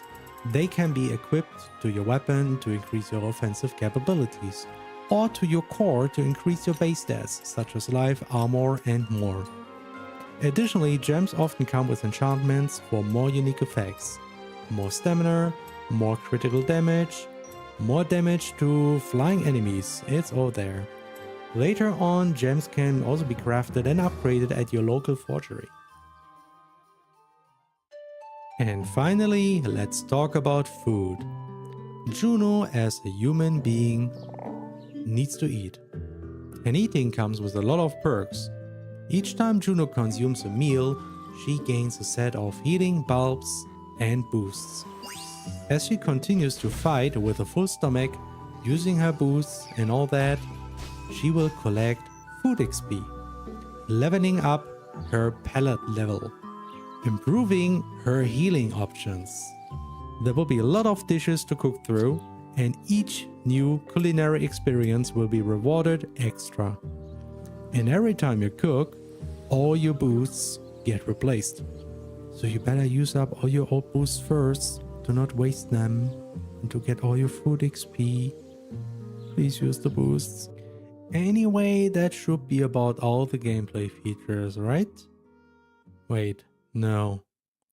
There's one left.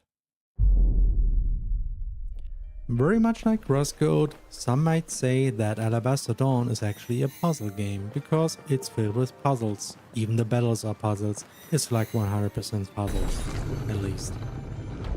No, really, yeah, the game has puzzles. It starts simple, but soon enough things get more interesting. You can catch things with your chakram and move them around.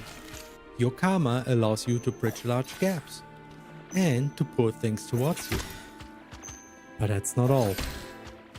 Later in the plot, you are joined by Philia, your first out of several party members. She will help you in combat, kinda, and then you enter it, a Hall of Trials, your first dungeon. This time, party members will join in on the puzzle solving. With their help, you can move around platforms and boxes, and even do some neat puzzle stuff in combat.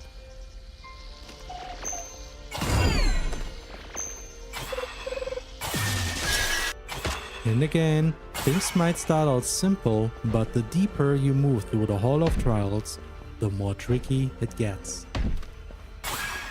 We know that puzzles in Crosscode have both been loved and hated, so here's what we changed in Alabaster Dawn.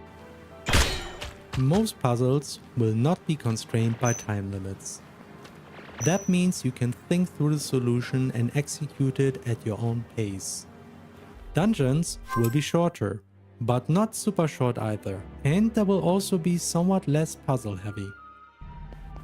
In return, the game will feature smaller optional dungeons that will include more tricky puzzles that some players might rather just skip. Overall, we hope to give our players a fun and challenging puzzle experience while keeping the frustrating and tiring aspects hopefully a bit lower.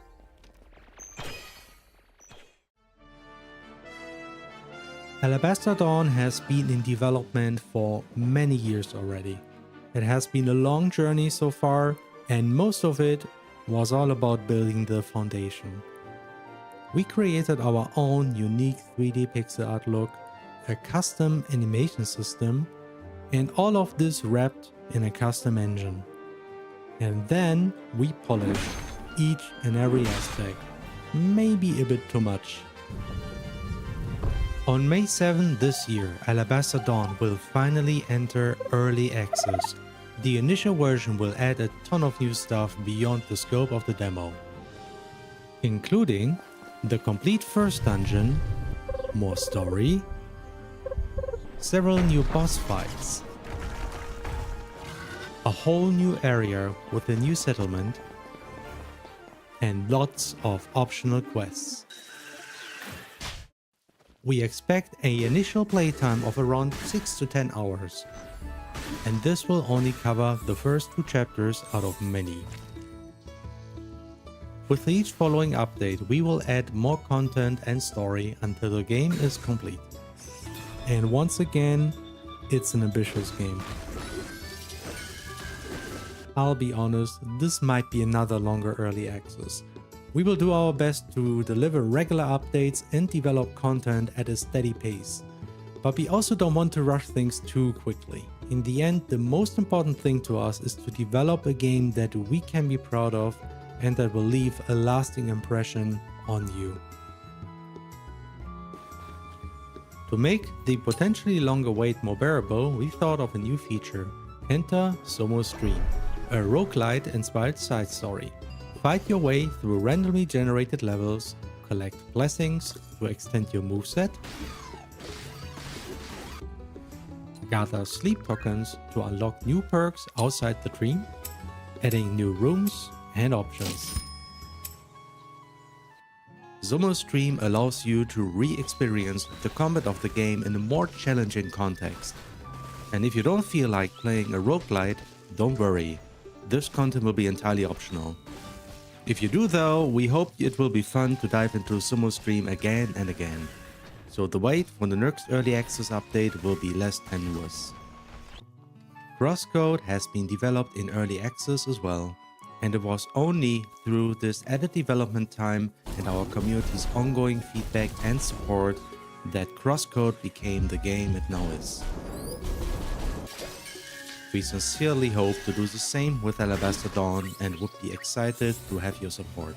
Thank you so much and see you in May.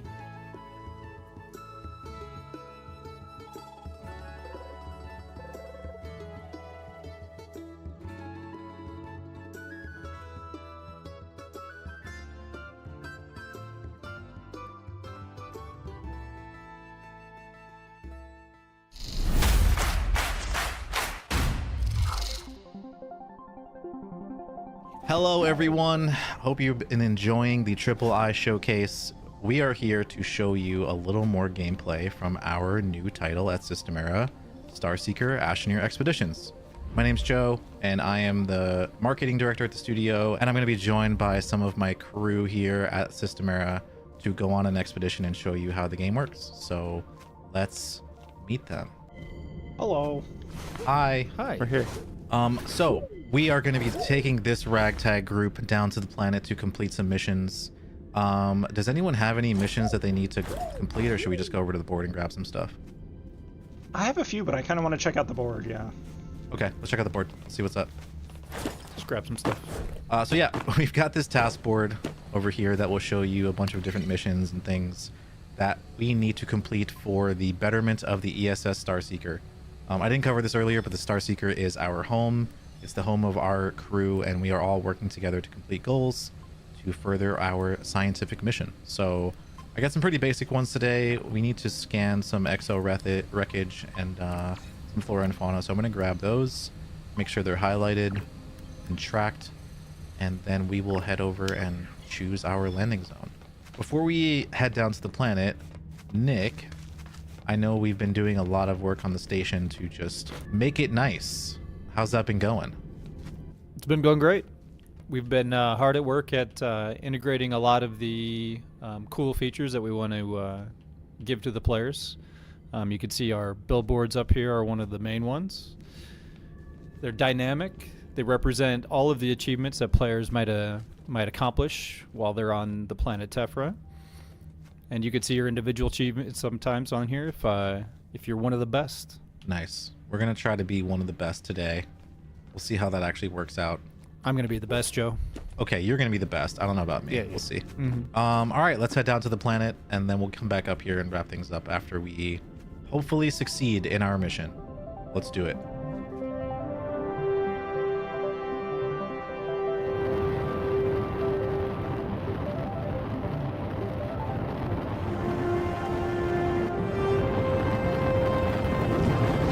Okay, we've made it down to the planet. We are in the Tangle biome.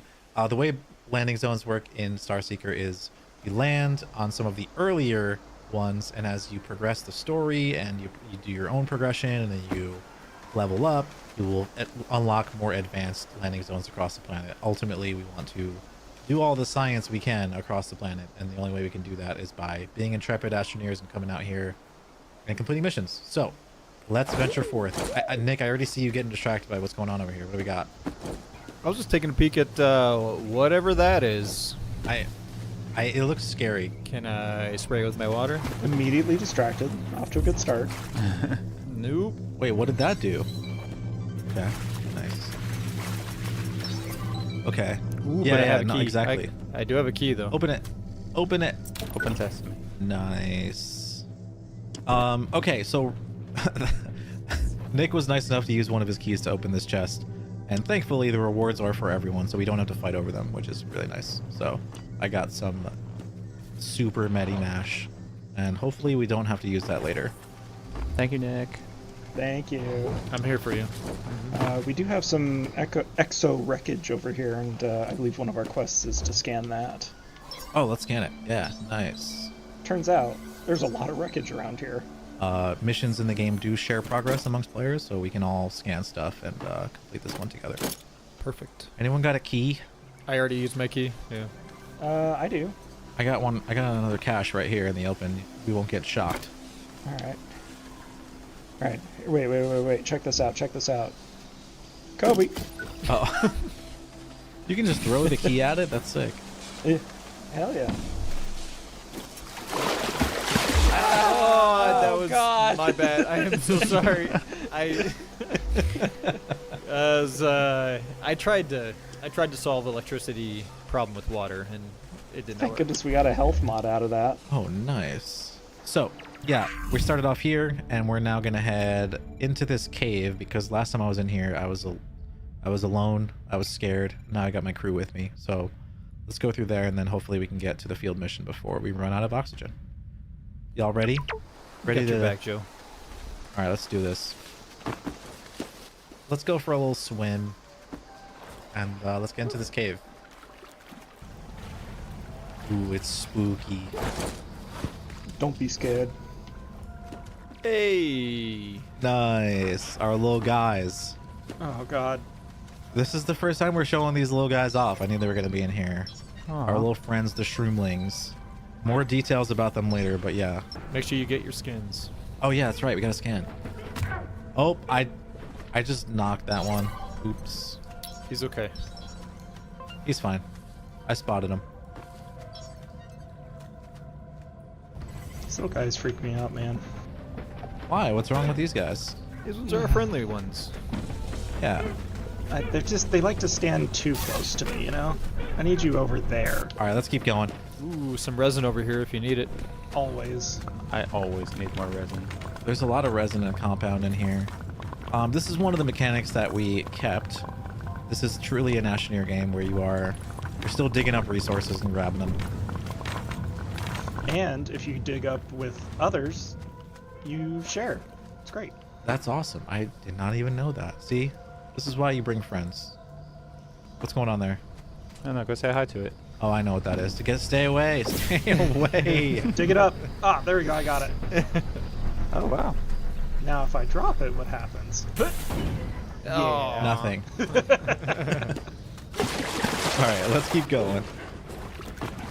Actually, I'm going to grab some of this compound from the wall here. Ooh, I didn't even see it. That's a good call. You always need compound. Always. This is the new and improved compound. It's very shiny. Okay, nice. Yeah, I believe these Yeah, these are goop tubers. Well, dig them up. Well, I think we can dig them up and then catch them is the challenge here. Oh. Oh, I grabbed the shroomling instead because he was right next to me. What if you pick it up with the electricity lasso? Oh, yeah. Oh, okay. I got it, but where do Bring it over here. Bring it over here. Where's over here? Oh, it popped. Ping. I'll ping. Okay. I see it. I'm gonna run. Oh, bees, no. Man. Oh, God. Everything's going wrong. Everything's so bad. All right, I'm gonna keep digging. Okay, I want this resin. I got it's one. another... Oh, I let go of it. Oh, no. Oh! It's gone. Oh! What happened? So, an explosion happened next to goop, which it causes a reaction, which is what just happened. The smoldering wreckage of my friends. Has Joe died? I may be down in the water over here. Could you put a ping on you? I got him. He got me up. Okay. Try not It's to just smoldering wreckage over here, so I can't see anything. Is this a healing pool over here? Oh, yes. Oh, that's perfect. Hey, great. Oh, it's sparkling. Let's all go take a little dip here. Ah, nice. And the shroomlings are just watching us bathe, which is... I told you, man, they're creeping. Yeah. Get out of here. You need to go. Go. No, don't shock them. Leave them Out alone. of here. Stop watching me and my friends in the hot tub.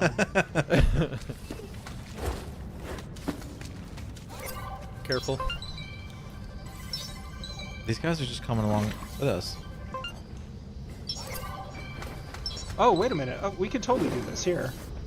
Okay, I'm gonna back away. I don't want to get blown up again. Yeah. Okay, I'm gonna lasso this thing. Oh no! You got this. Oh no! And then we're gonna feed it to this thing. Oh no! It's going crazy. Oh, you did it! You did it! Hey! Look at that. We can collect it. Oh, I see light. I'm so ready to get out of the cave. Yeah, let's actually get out of this cave now. The end of the tunnel.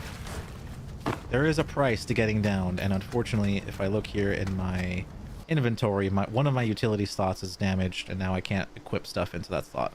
Luckily, I wasn't using it for anything, because I only had one health mod, but if I did have a 2-slot thing in this slot, it would be broken, and I wouldn't be able to use it. So, something to keep in mind as you're going around. There is some consequence to getting down.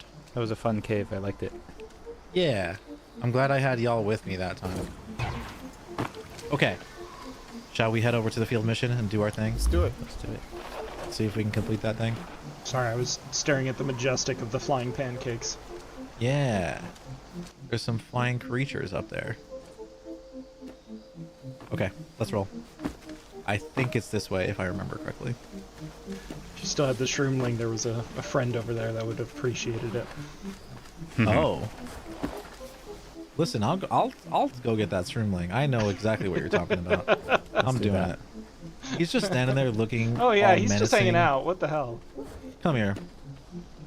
Yeah, he's like, you're hey, coming you with want to us, have a buddy. conversation? And Never mind this guy over here with the sharp teeth. It's for science.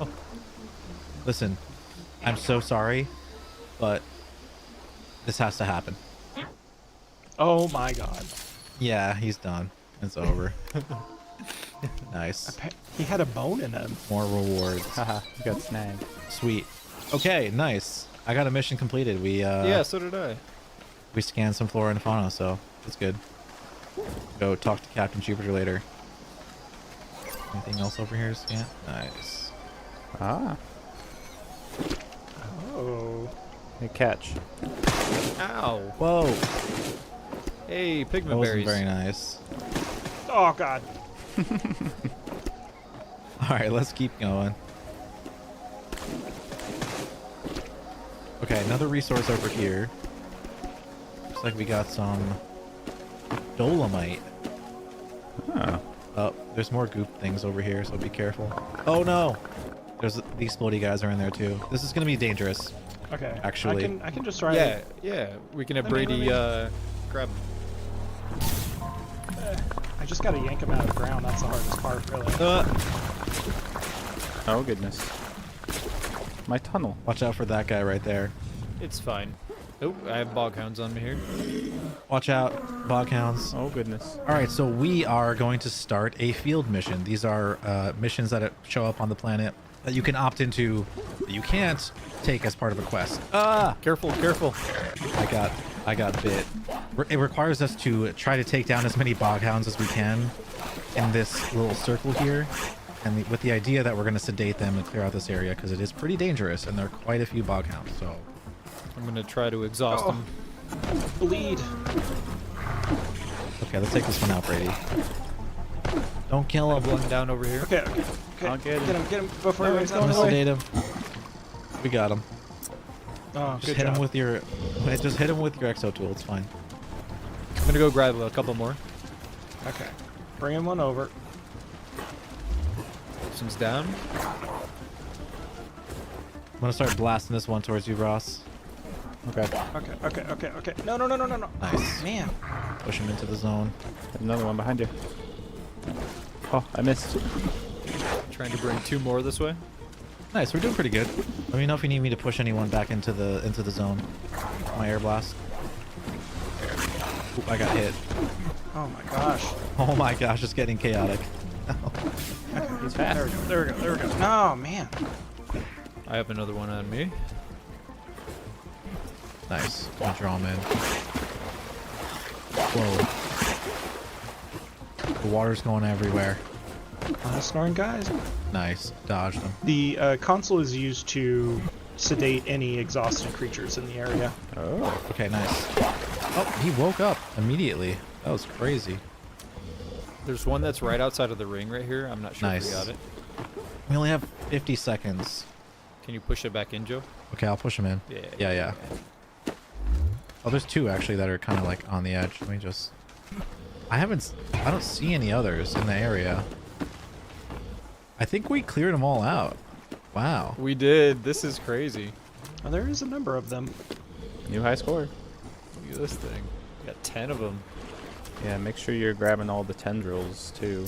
Nice. We did it. All right, let's collect our reward. All right. Nice. We got some creature data. Perfect.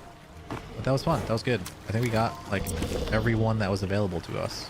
I'm going to try not to slip on this water here. Cool. Let's roll. Very nice. Should we go over to these islands and see what's around? Yeah, let's do it. Well, I spot friends. I do see friends. You know, friends in quotes. Ooh, no, these might actually be really, really nice friends. Better than the freaks we were seeing earlier. They're just hanging out. They're just relaxing. Hello, wake up. Hello, wake up. Hello. Hello. All right. Any of them have any good stuff that we can trade for? There's some rare resources. Hey, would you like this? Yeah. This guy's got carbon fiber. Hey, buddy. You want that? Oh, he seems excited. Maybe. He's thinking about it. Hey, Oh, let's go. 4 of them. 4 of them, baby. Thank you, Grab Crabs. These guys don't like my stuff. This one has clay over here. Nice. Okay, I got some clay. Yeah, these guys are chill. Oh, thank you. What did you get, Brady? I got carbon fiber and the sphalerite, actually. Nice. Oh, I also got sphalerite. Nice. I'm gonna see if this one likes mushrooms.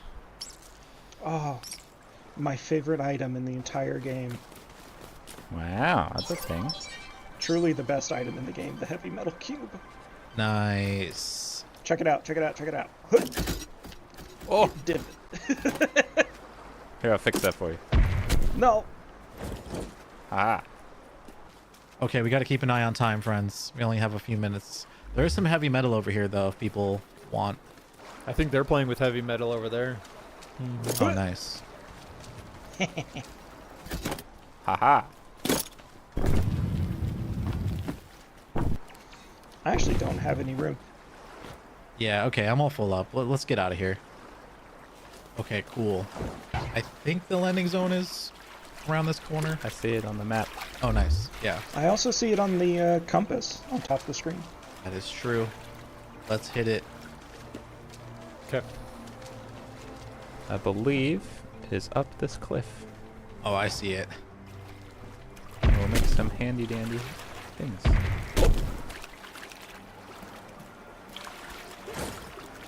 You know, if you hold down the terrain launcher, it makes ramps a lot smoother. Ah, There you go. well, look Yeah. at that. Wow. Oh, there it is. Aha. Well, this was fun. Yeah. Wait for me. Okay, well, I'm here. All right, friends. Well, thanks for joining me on this expedition. I think we got a couple missions completed. We ran into some new creatures. Let's get back up at the station and wrap this thing up. Woohoo!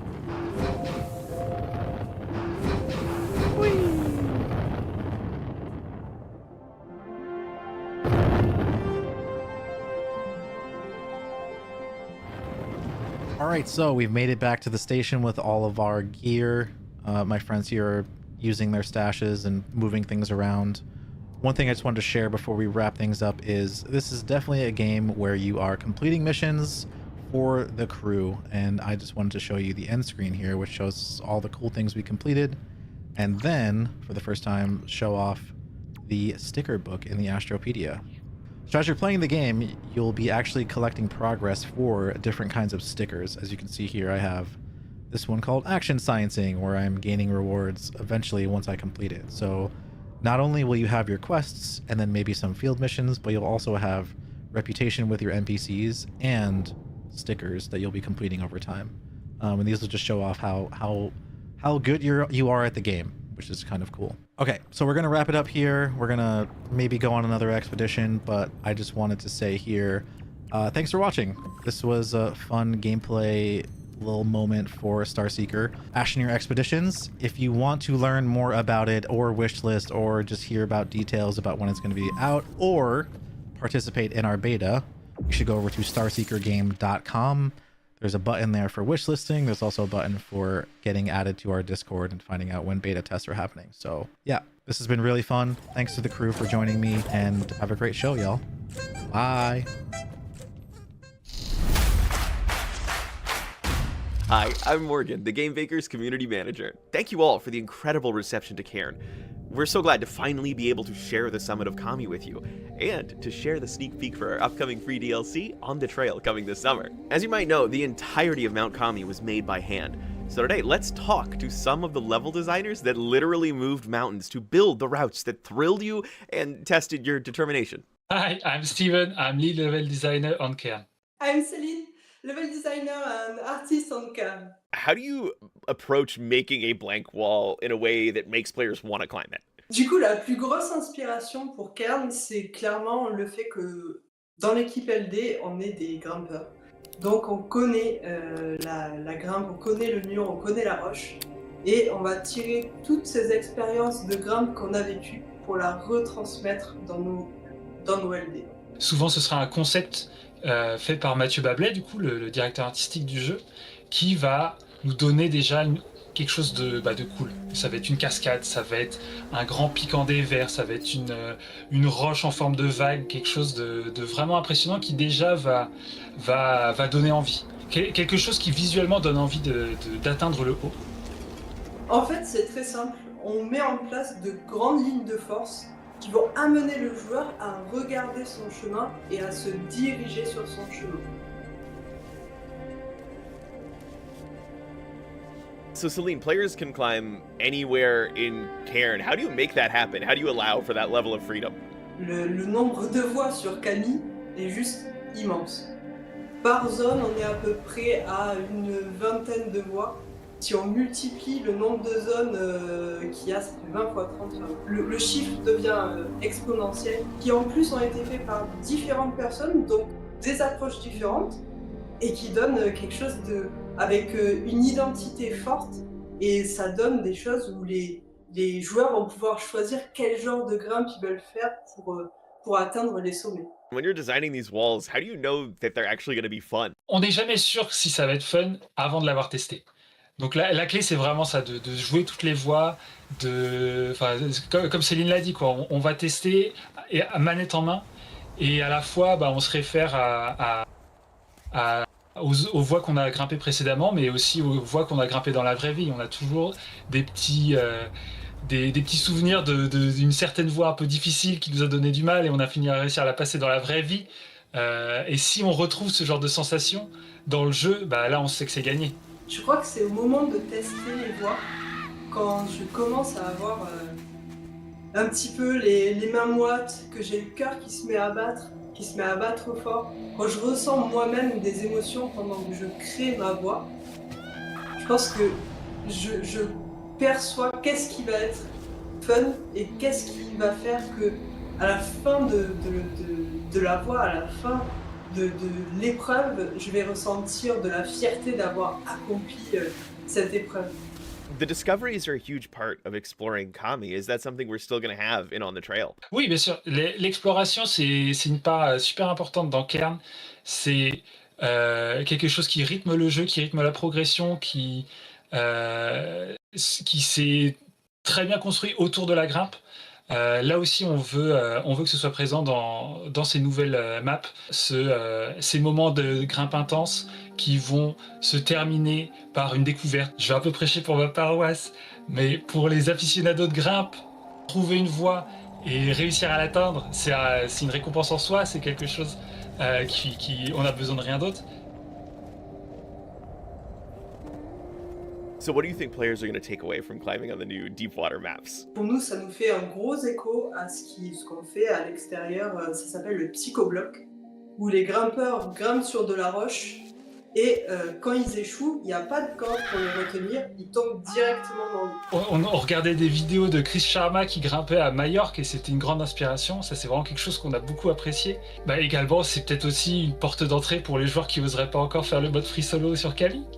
Our team has been hard at work on the Trail, giving you new areas that are going to challenge you in fresh ways and give you the thrill of discovering forgotten places and letting you live out your deep water solo fantasy. Le fait de travailler sur les DLC, ça nous a montré qu'on pouvait avoir encore beaucoup de travail à faire sur le LD, beaucoup de possibilités qu'on pouvait explorer.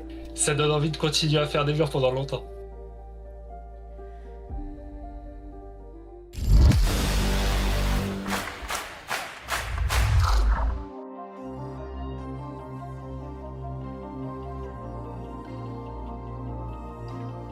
When did the idea to start making a DLC come up? I suppose it was around the 1.0 release or sometime after that, once we sort of reached a point where we felt the game was mostly feature complete. But with this DLC, I feel like we have a nice chance to start rethinking about things like some minor flaws in the game that at this point are kind of difficult or impossible to change without breaking everything in the vanilla game. Operating the reactor could be a bit more interesting, or there could be more stuff for the captain to do while they are steering the submarine. Yeah, exactly. Like with the updates, we push out an update every 3 months or every quarter-ish, and then with the DLC we can really take our time, and we thought the players want DLC. The topics that inspired the DLC was that we really want to explore the lore more and how humans came to Europa in the first place.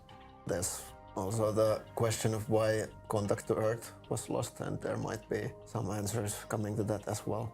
As far as the gameplay goes, the main competing ideas were some kind of like outpost building and management features, so a way for the player to own their own outpost, and another thing was sort of expanding this the war between the factions and interactions between outposts and factions.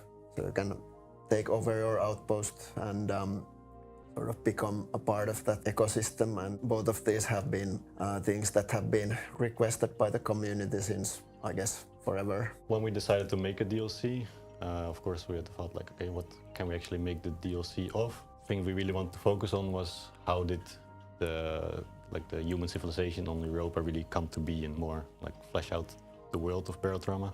We anyways felt like the factions were part of the base game anyway, so it didn't feel as much like a DLC. So we really want to add something on top of that as well.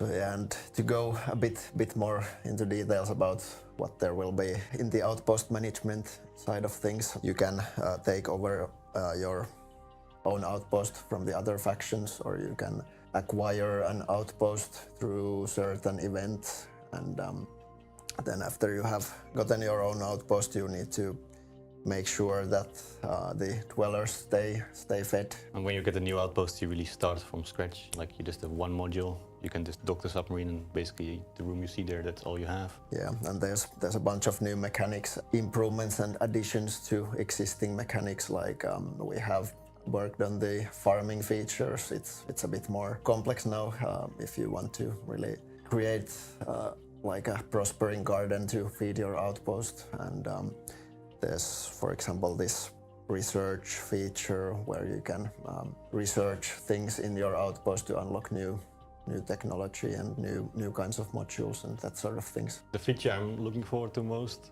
and I think you as well, is the outpost combat. I think defending your own outpost, like a big player fantasy that we want to do well. Yeah, and also I'm very interested in the PvP version of that. So in multiplayer, having half of the players defend the outpost and the second half attack it. And we've already been testing like early versions of those PvP combat missions, and it's been already like really fun even in this rough state.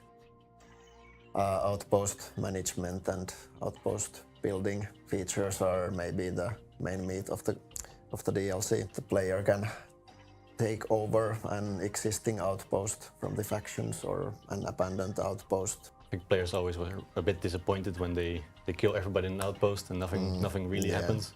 So like, okay, everything just continues as normal. Yeah, but now there's an actual reason to do that. They can also assign the outpost dwellers to do tasks, so they can use the outpost dwellers as like workforce to create materials or weapons or other kinds of resources. When you choose as a player not to choose violence, you just get an outpost like all the way from scratch. It really starts very empty, so you just have one module and just a couple of people living there. The issue with the game was that in the game you always move forward, like the campaign drives you towards the right on the map. But yeah, I think we found a pretty decent solution to that with alien portals. So yeah, so like like a pretty basic fast travel thing that we have tried to justify in a way that makes sense in the context of the lore, and I think it has worked fairly well. But yeah, we'll see what the community thinks. So we are also adding a new faction to the game, which will be a bit different from the existing ones. They are intended to be the descendants of the like original settlers, like NASA scientists and researchers, and it's a bit more of a like a sci-fi style aesthetic and completely new type of reactor that's hopefully a bit more involving and interesting to use than the basic reactors in the submarine. Yeah, and of course there's going to be, besides the new faction, new monsters, new submarines, new story content, that sort of things. I really think the most difficult feature to develop has been the economy, because it's something that we had to develop completely from scratch. It's a kind of feature that's sort of like connected to everything and affected by everything, and it's been like really difficult to like take everything into account. But for me, I think the most annoying or difficult thing to develop has probably been the outpost building features. Since all of the outposts in the game so far have been procedurally generated and like not persistent in any way, it's been tricky since the game makes like a lot of assumptions about how things work, and those will no longer apply now that the outpost is actually persistent, and things that you leave there will stay there if you leave and re-enter. I think another thing that has been fun already was the prosthetics. We added the ability that you can lose your limbs. We even added a console command called Nugget, where you just type Nugget in the console and you lose all your arms and all your legs. You're the Nugget lying on the floor. Yeah.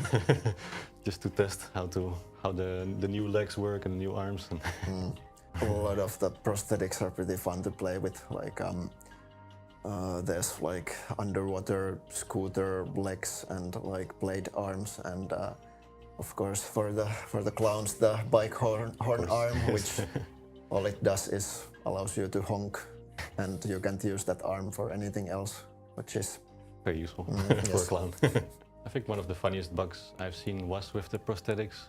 When you sever your hand and the hand is just lying on the floor somewhere, you can still equip a revolver, and you can actually aim the revolver, and you just see this hand lying on the floor, just like aiming around, and you can shoot your teammate with it while it's just lying there.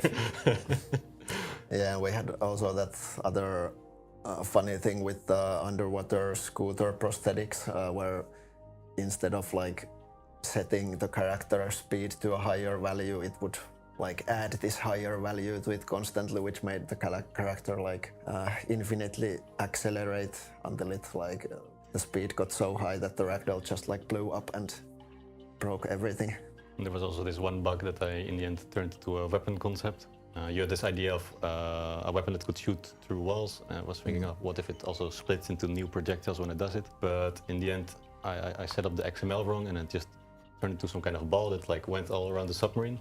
So I just called it like a chaos weapon, and it actually looks pretty cool now. So for us, the modders are very important. Like we have a lot of active modders on Discord that we talk to quite often, and of course we want to also offer mod support for the DLC and even improve on it, because we think modders keep the community alive, keep the game alive. One big issue with modding has been that when people have made like these more extensive modifications that modify the actual code of the game, they have had to like override the entire game executable, and in practice that means that whenever we release an update, all of those mods break, and the creators need to like merge their code to the new vanilla code.